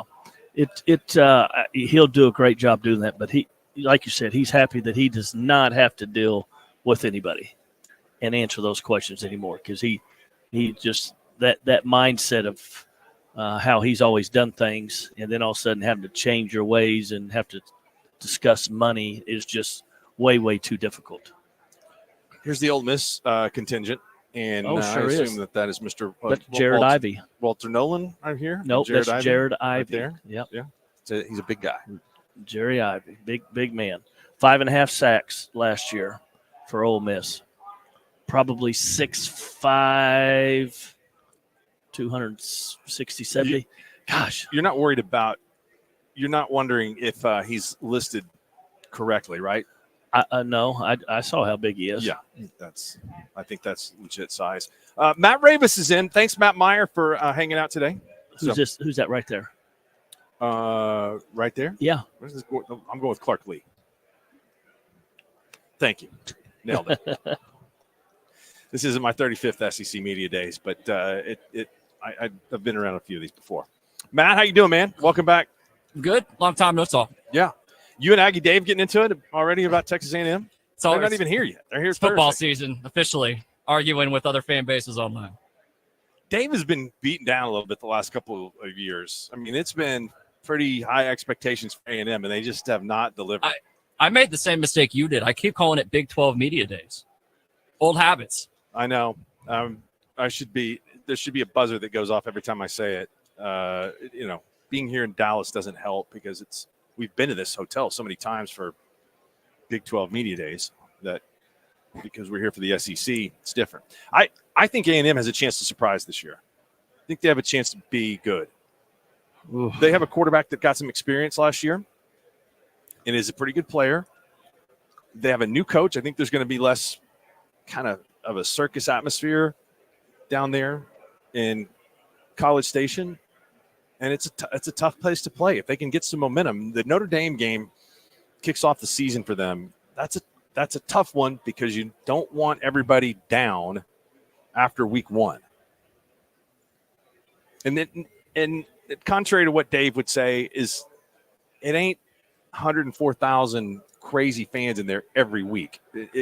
There's times in which there's less if they're not very good. I've been to games down there before where it wasn't nuts. It will be that for Notre Dame. It will. Notre Dame, if they lose that and they lose a couple at the beginning of the season, then it's not. It's not the same. It's not like that. So but they have it. They got some games at home that they should be able to compete and potentially win. A&M plays Missouri at home. Chance to win that game? Yeah. And Missouri is a team that has a lot of high expectations. I mean, it's going to be kind of back and forth, I think, through the whole conference. I just don't think, besides Georgia's probably going to win most of their games, home or away. But there's a couple. Would you say Ole Miss, right? At Ole Miss? Mm-hmm. But I still think that they're going to be picked by 6 points. Or is that too big? Where? Georgia at Ole Miss. I'd say it's in the 5 to 6 range in there. Ole Miss has got an off week before they play OU. That'll help them some. November 9th. Ole Miss is 1-11 straight up, 4-8 in the series. Last year, the Rebels got smoked by Georgia, 52-17. They did not show up for that game. Georgia has 16 starters returning. 8 on offense and 6 on defense, led by Carson Beck. Yep. I got a question here. It says, has the SEC Media Days always been in Dallas, or is this a Texas Longhorn thing? The commissioner said earlier today that they tried to come to Dallas for 2018 for the Media Days. Didn't make it. They thought about going to Houston, but yes, they picked Dallas because of the entry of Oklahoma and Texas into the league. And he praised Dallas for being kind of a destination city and easy to get to from anywhere in the country. Whether you're flying or you're driving, it's kind of right in the middle of everything. So much more excited that we did it here in the Metroplex instead of going to Houston. I love Houston, but it is so humid down there. I've not spent a whole lot of time in Houston. Next year, we will be going to Atlanta. And so that is going to be probably pretty humid there as well. Yep. There's Shane. Yeah. Coach Beamer. Who's Cowboy hat? I see them. They're passing them out everywhere. I've been seeing them pass them everywhere. Oh, it's probably all the head coaches receive a Cowboy hat. Cowboy hat, a gift, yeah, as part of the Dallas welcoming committee. That's right. So that's cool. So, all right. If you want to talk to us, you can do so on the Lucky Star studio line at 405-900-9957. You can also text us. You can get a lot of texts today. We appreciate those. Same number, 405-900-9957 on the Johnny Starkle Broiler text line. Did you see the Aaron Rodgers stuff this weekend? The golf? No, I watched him play a little golf yesterday. I didn't watch any of the Tahoe, Reno Tahoe Celebrity Open. That's a pretty cool event. Did you see Jerry Rice? What was he so upset about? I didn't see him. Jerry Rice attacked a reporter. Matt, did you see it? No, I missed that. I asked him something about the Chiefs and their wide receivers or something like that, and Jerry Rice took offense and just went after him. It was like that escalated very quickly. Really was. I don't think that was the intent, but anyway. I saw the Kelsey brothers. Rodgers met with this stuff with not being at the OTA, and it's just a lot. It's a lot to deal with the Jets this year. A lot.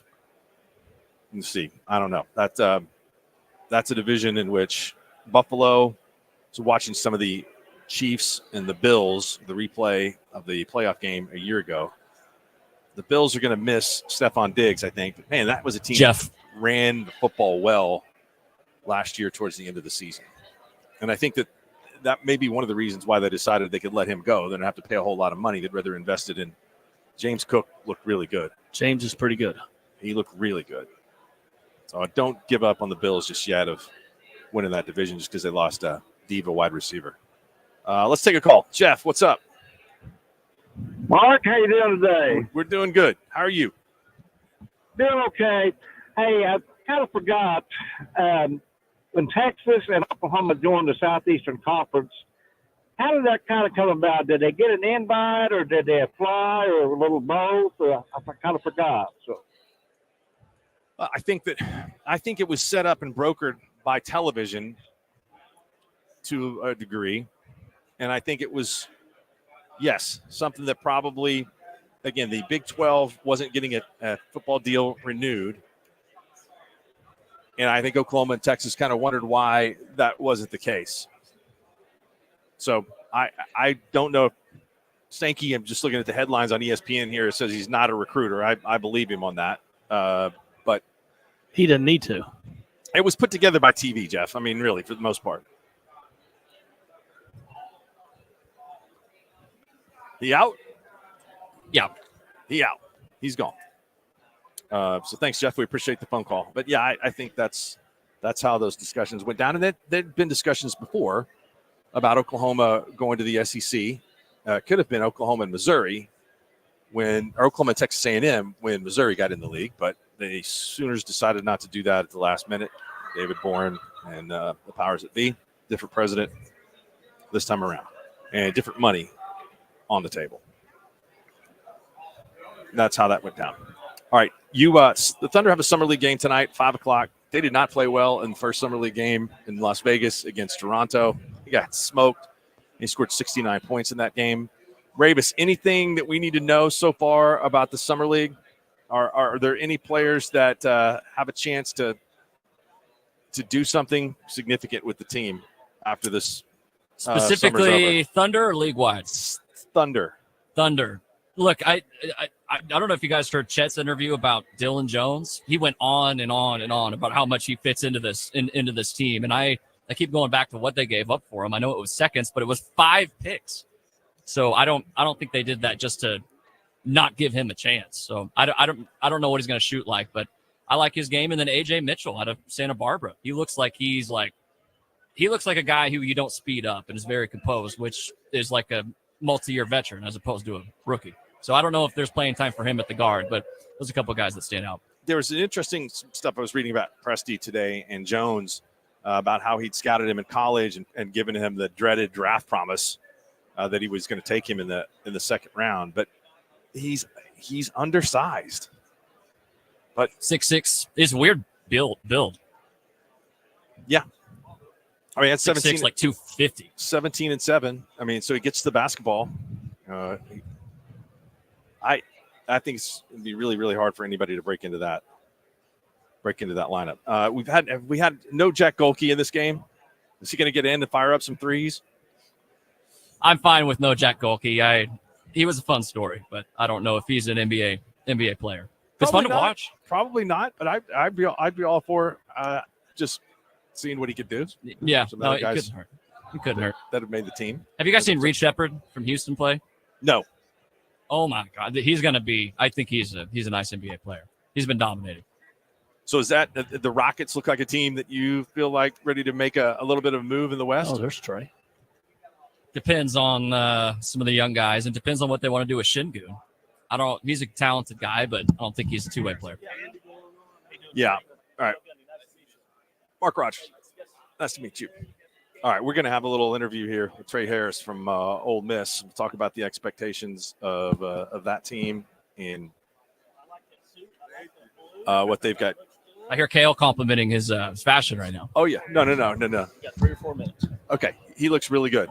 Tell us about the suit. What are you wearing today? Hotty toddy. That's what we're going right now. Okay. No, that's the biggest thing right now. It's Shout school out my colors. mom. Shout out my mom. Help me out. Shout out my Taylor, Harold Baptiste. You know, they got it down packed. You can see us on the stream today if you want to check out his suit. No doubt. It looks good. So you had a tremendous year last year going into this season. A lot of high expectations for you guys. Obviously, you've got skill with yourself at wide receiver. Mm-hmm. You got Jackson Dart, one of the top quarterbacks in the SEC in the country.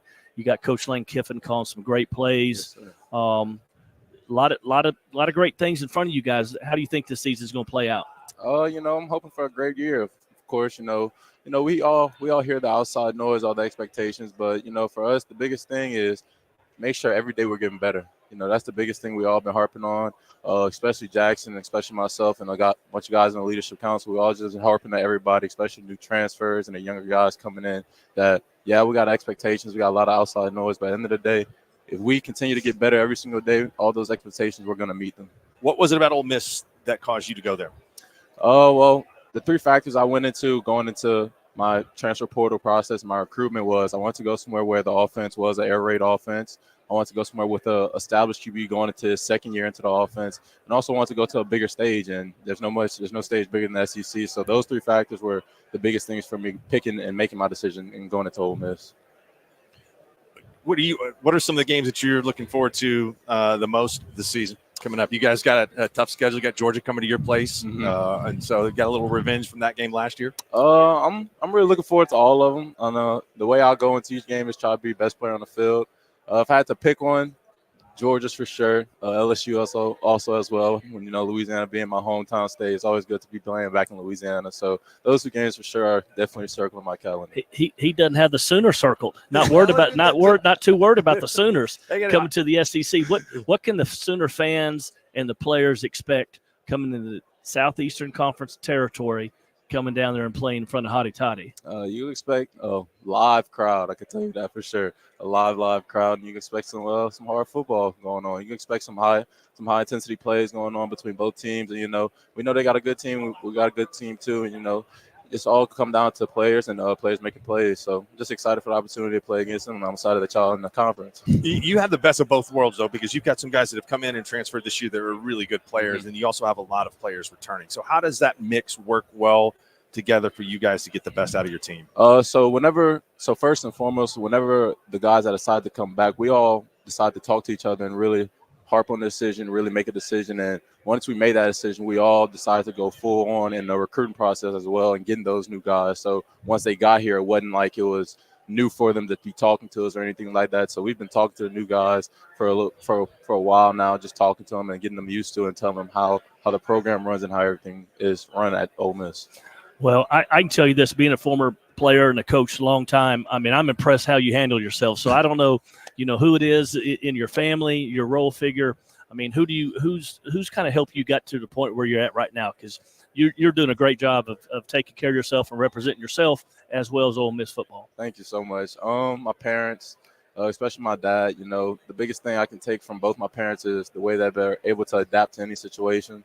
They have 4 kids, including myself, and they've been ripping and running for as long as I remember, and they've always been able to be at every single situation, every single celebration or anything like that. So just being able to see them and see how they handle life on a daily basis is definitely how I'm handling it, and I'm so thankful for them. I can't even put it into words. Cleveland Joseph Harris III. That's Yes, where you get traded. Where are you on the quarterback depth chart?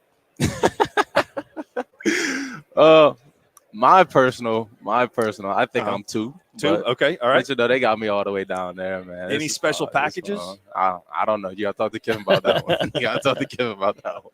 I think there might be, Cale. Yeah, no doubt. I'm just reading that it's high school football, man. He was the man behind center. I bet. Seeing what he's doing on that field, catching that rock, probably do whatever he wants. Well, we appreciate having you come down and spend some time with us.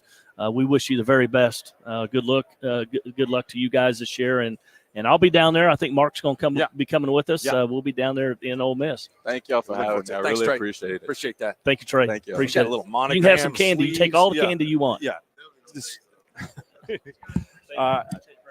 Trey Harris from Ole Miss, wide receiver, spent last year there in Oxford, transferred from Louisiana Tech. That's how they're supposed to look right there. Yeah, he's good looking out. Yeah, did a great job. That's what, again, like you said, it just as a coach, man, that's a representative for your team, your family, and he's a talented player. Really, really good. Really good. All right, we're going to take a quick break. Cale is in for Louis today. I am in for AtLink Wireless, atlink.net. We'll come back. We'll have much more coverage going on from SEC Media Days here at the Omni in Dallas. Stay tuned.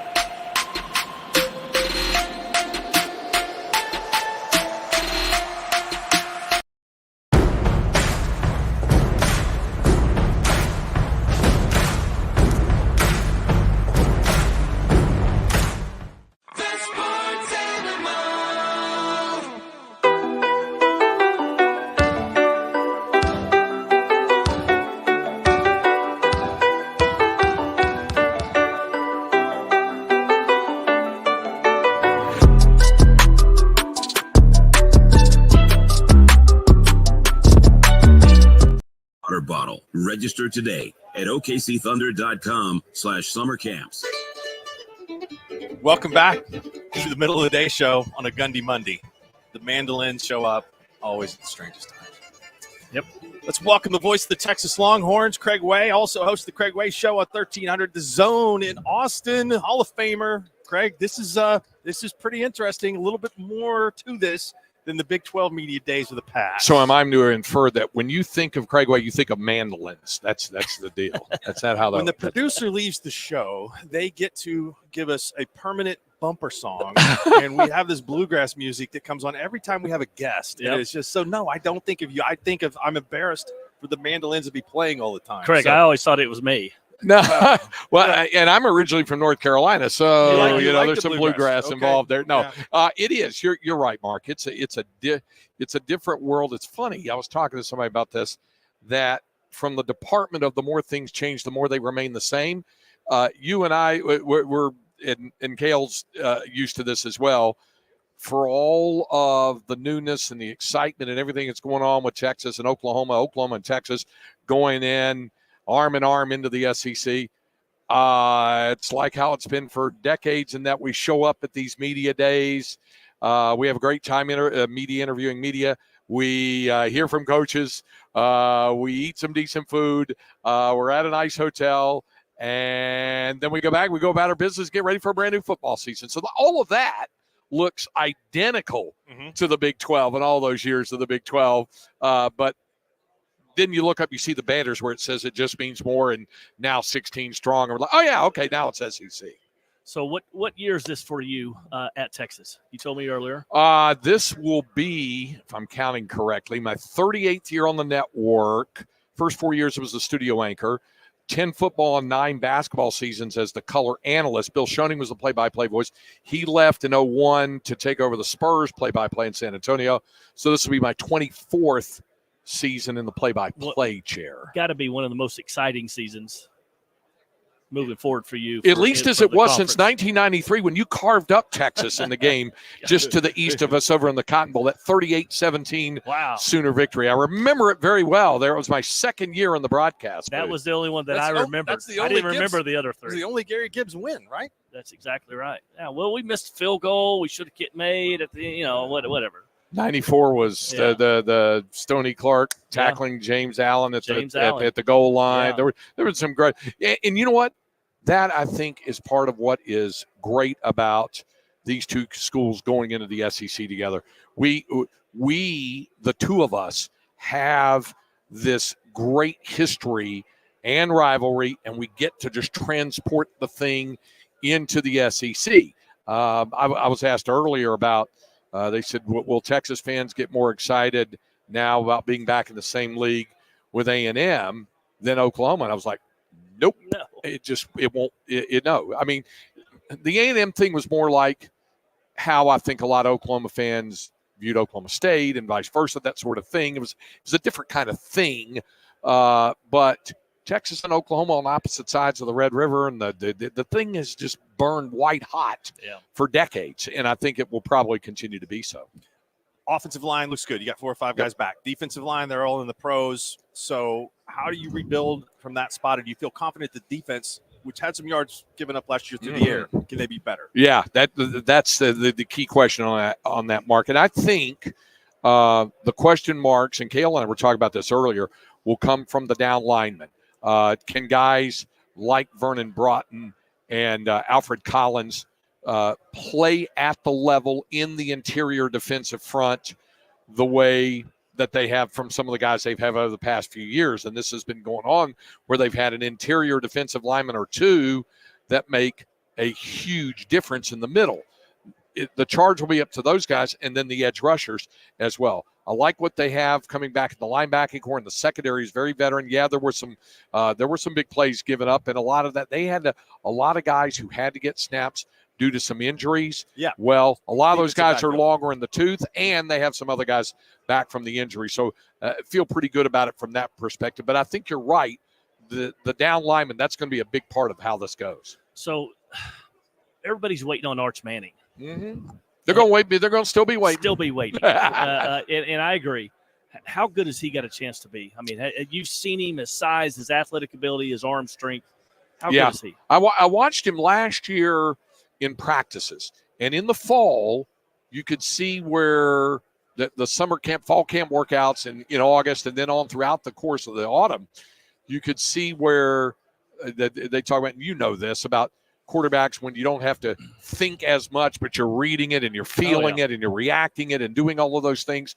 I saw slow progression, then it got to the end, and then I really saw it ramp up in the spring.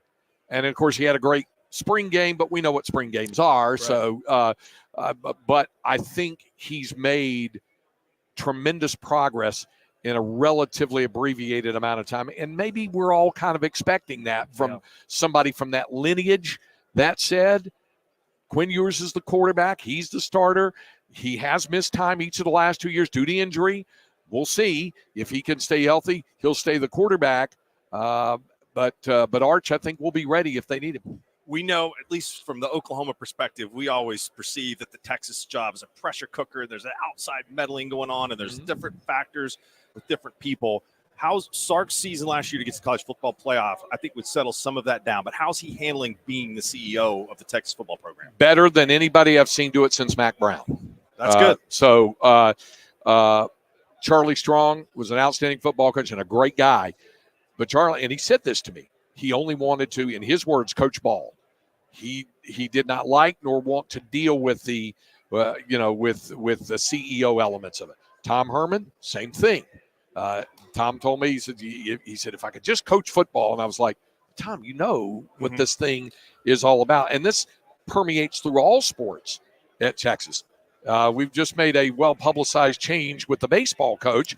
And David Pierce used to tell me about there's so many other things that are attached to it instead of just coaching. I think, well, Sark has handled a lot of that incredibly well. And part of the reason for that is when he was on Nick Saban's staff, he saw how Saban, when he was at USC, when he saw Pete Carroll handle it, but mainly a lot of the things, the way that Sark runs his program, the way that he handles his own availability for things and to do things, it's based on what he saw and saw in action how Nick Saban did it. And so that's a lot what he took from there. Some of the other things he took, from Pete Carroll, and he says on his best days, he thinks he's an amalgam of the two, and he's not too much to one side or the other. Well, again, you hit it on the head. I mean, he's learning. He's been in all kind of different situations. Yep. Some are good, some not as good. And the same with the players. The players this year at Texas that are still there, they had a taste of what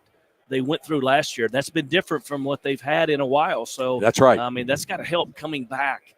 I would think tremendously. He had it, the 5-7 the first year, and then it goes to 8-5. And he said we've learned some things. We got a little bit better 8-5. But the main thing was, as you and I have talked about, getting better players in, getting as he and Kyle Flood, the co-offensive coordinator, the O-line coach, call it, getting big humans in there, getting bigger, faster, stronger in the interior lines on the offensive front and the defensive front.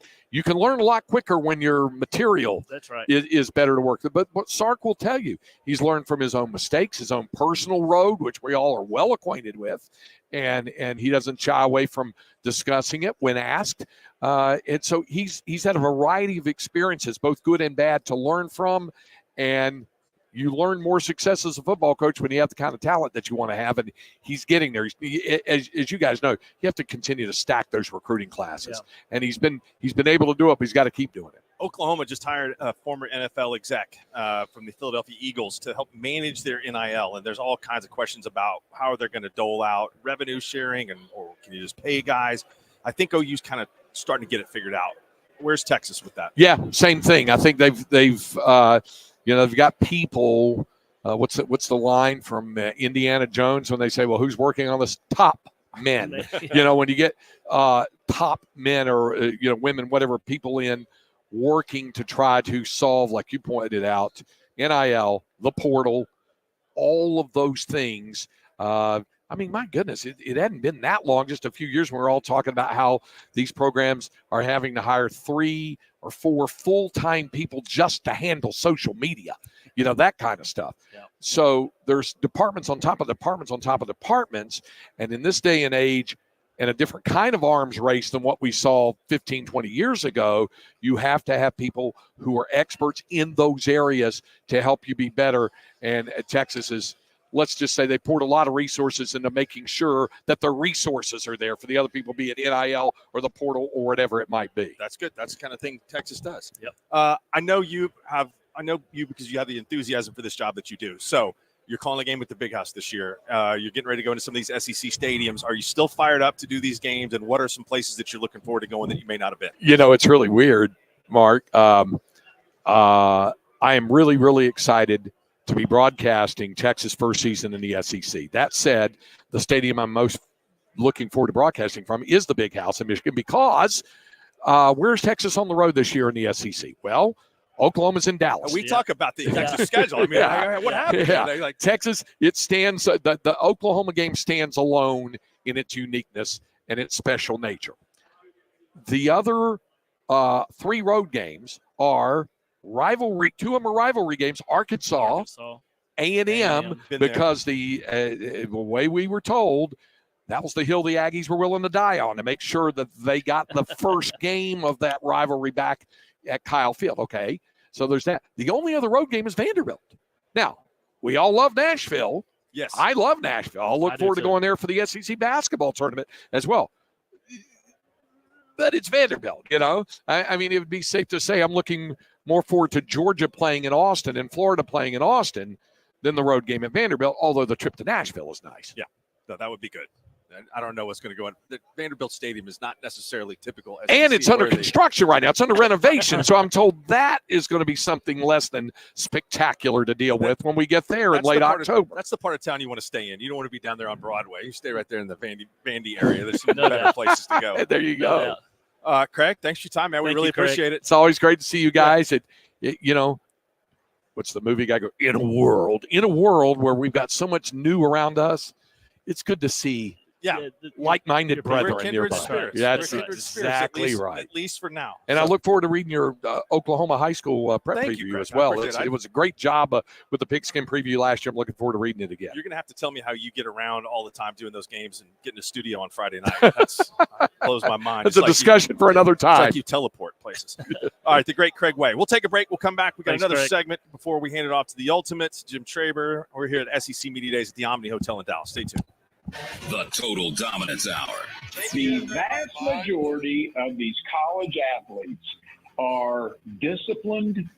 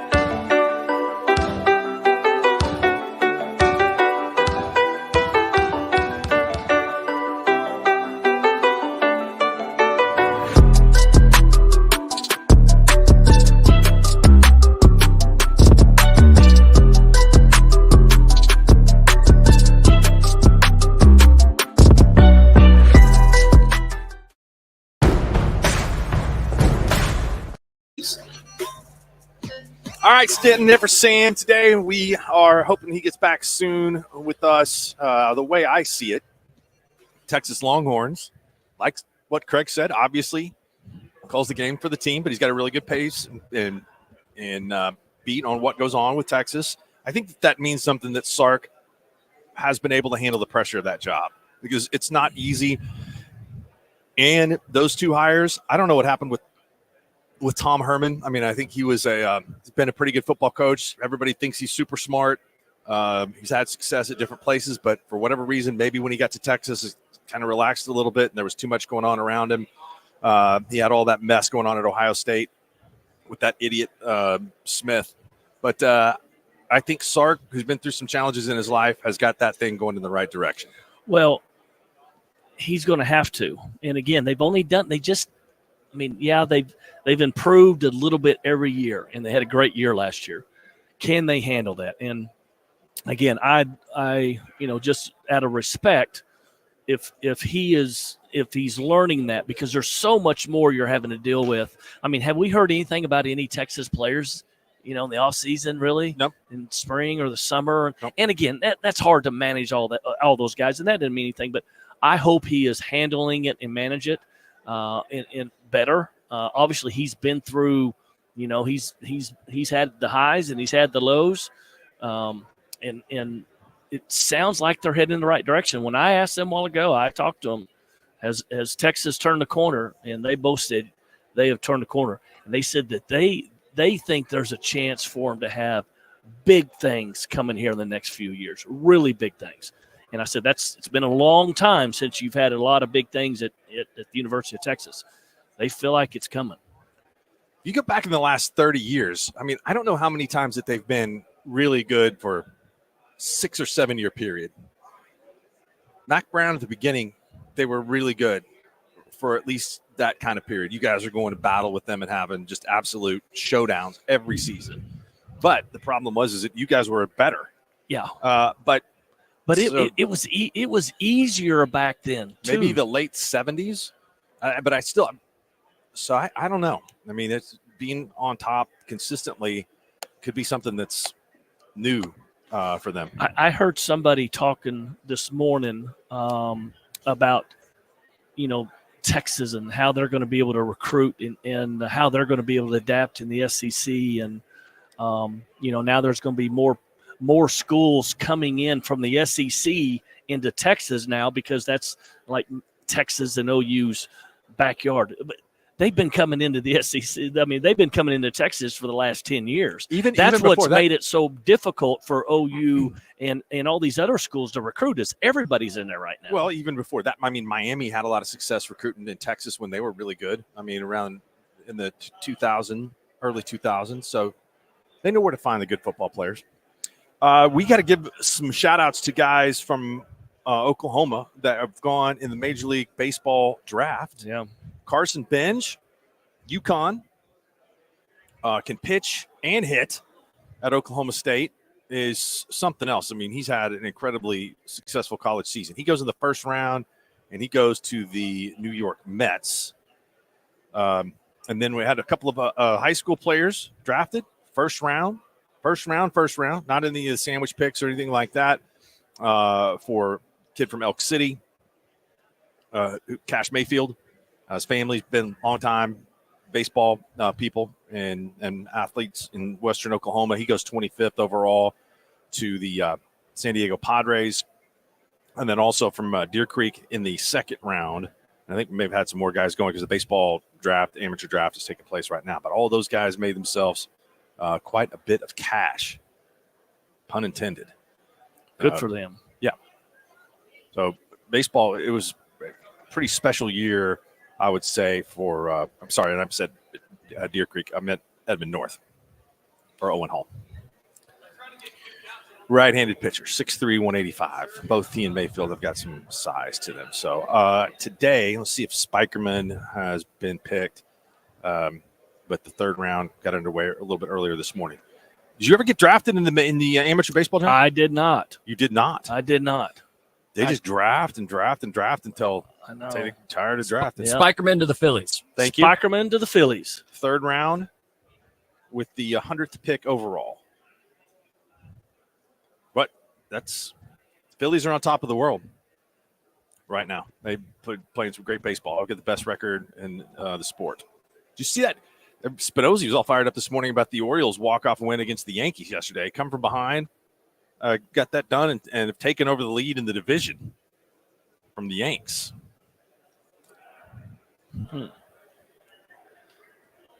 Uh-oh, we've got some A&M fans checking in, I think. Nope. It's really cute to hear the OU and Texas people getting along so well in the new conference. Next thing you know, the OU fans will be leading the SEC chant from the couch while Texas wins a playoff game. That's good. That's pretty funny. I don't think we'll hear a whole lot of the SEC chants. I mean, a lot of that is kind of in mocking. I have not heard any of it here. There's no reason for it. There's no reason for it anymore. I think how the conferences are made up, and OU's here, and Texas is here, and I mean, does the SEC say it whenever maybe they're playing a Big Ten team? I don't know. SEC. Yeah. Hey, we got the British Open coming this week, right? Yes, can't wait. Looking forward to that. We'll be starting overnight Wednesday. We got to have some picks. What days are we going to have picks? What, are you going to pick Scotty Scheffler? Yes, I'm going to pick Scotty Scheffler. Who else is playing? He's the favorite to win. Rory McIlroy? Rory's second, I believe. I had this pulled up earlier. Let's see. We've had more guys drafted too. We'll get those to you. It's been a great year for Oklahomans in the draft. Oklahoma State guys as well. What about Terrell Hatton? What do you think? Can he win this week? You want to pick him? No. Nope. No interest. Okay. Why are you ruling him out? Bad attitude. Has he? He's fiery. Won any other? I mean, he's due. I mean, time to win one for him. John Rahm, you think he can bounce back after he had a toe blister in the last tournament? Brooks Koepka. All right, Scotty Scheffler, 6-1. McIlroy, Xander, 8.5 to 1. Xander, Colin. Oberg was in position A after Saturday, and it didn't go so well for him in the Scottish Open. He has fought it a little bit, hasn't he? I mean, he's been right there. John Daly is exempt to be in this tournament. I don't think he's in it, though. I'll have to find out. DeChambeau, 18 to 1. Fleetwood, 25 to 1. Hovland, 35 to 1. All these guys are capable of winning it. What about Sahith Theegala? He seems to always be around there. 50 to 1. He's a very good player. Yep. Depends on how your game sets up. Austin Eckroat, 35,000 to 1. No. Plus, that would be 100 to win 3,500. That's good odds. Tiger Woods down the list. But you never get the true odds on Tiger. How about this guy? You ever heard of him? Dinwit Borbunsom. No, it's a great name, though. I don't know anything about him. No. He's down there at the bottom of the list. Down there. You were calling me a name for a second. Do you know where he's from? Can you look him up, Matt, and tell me a little bit about him? What's his name? Dinwit what? Borbundsub.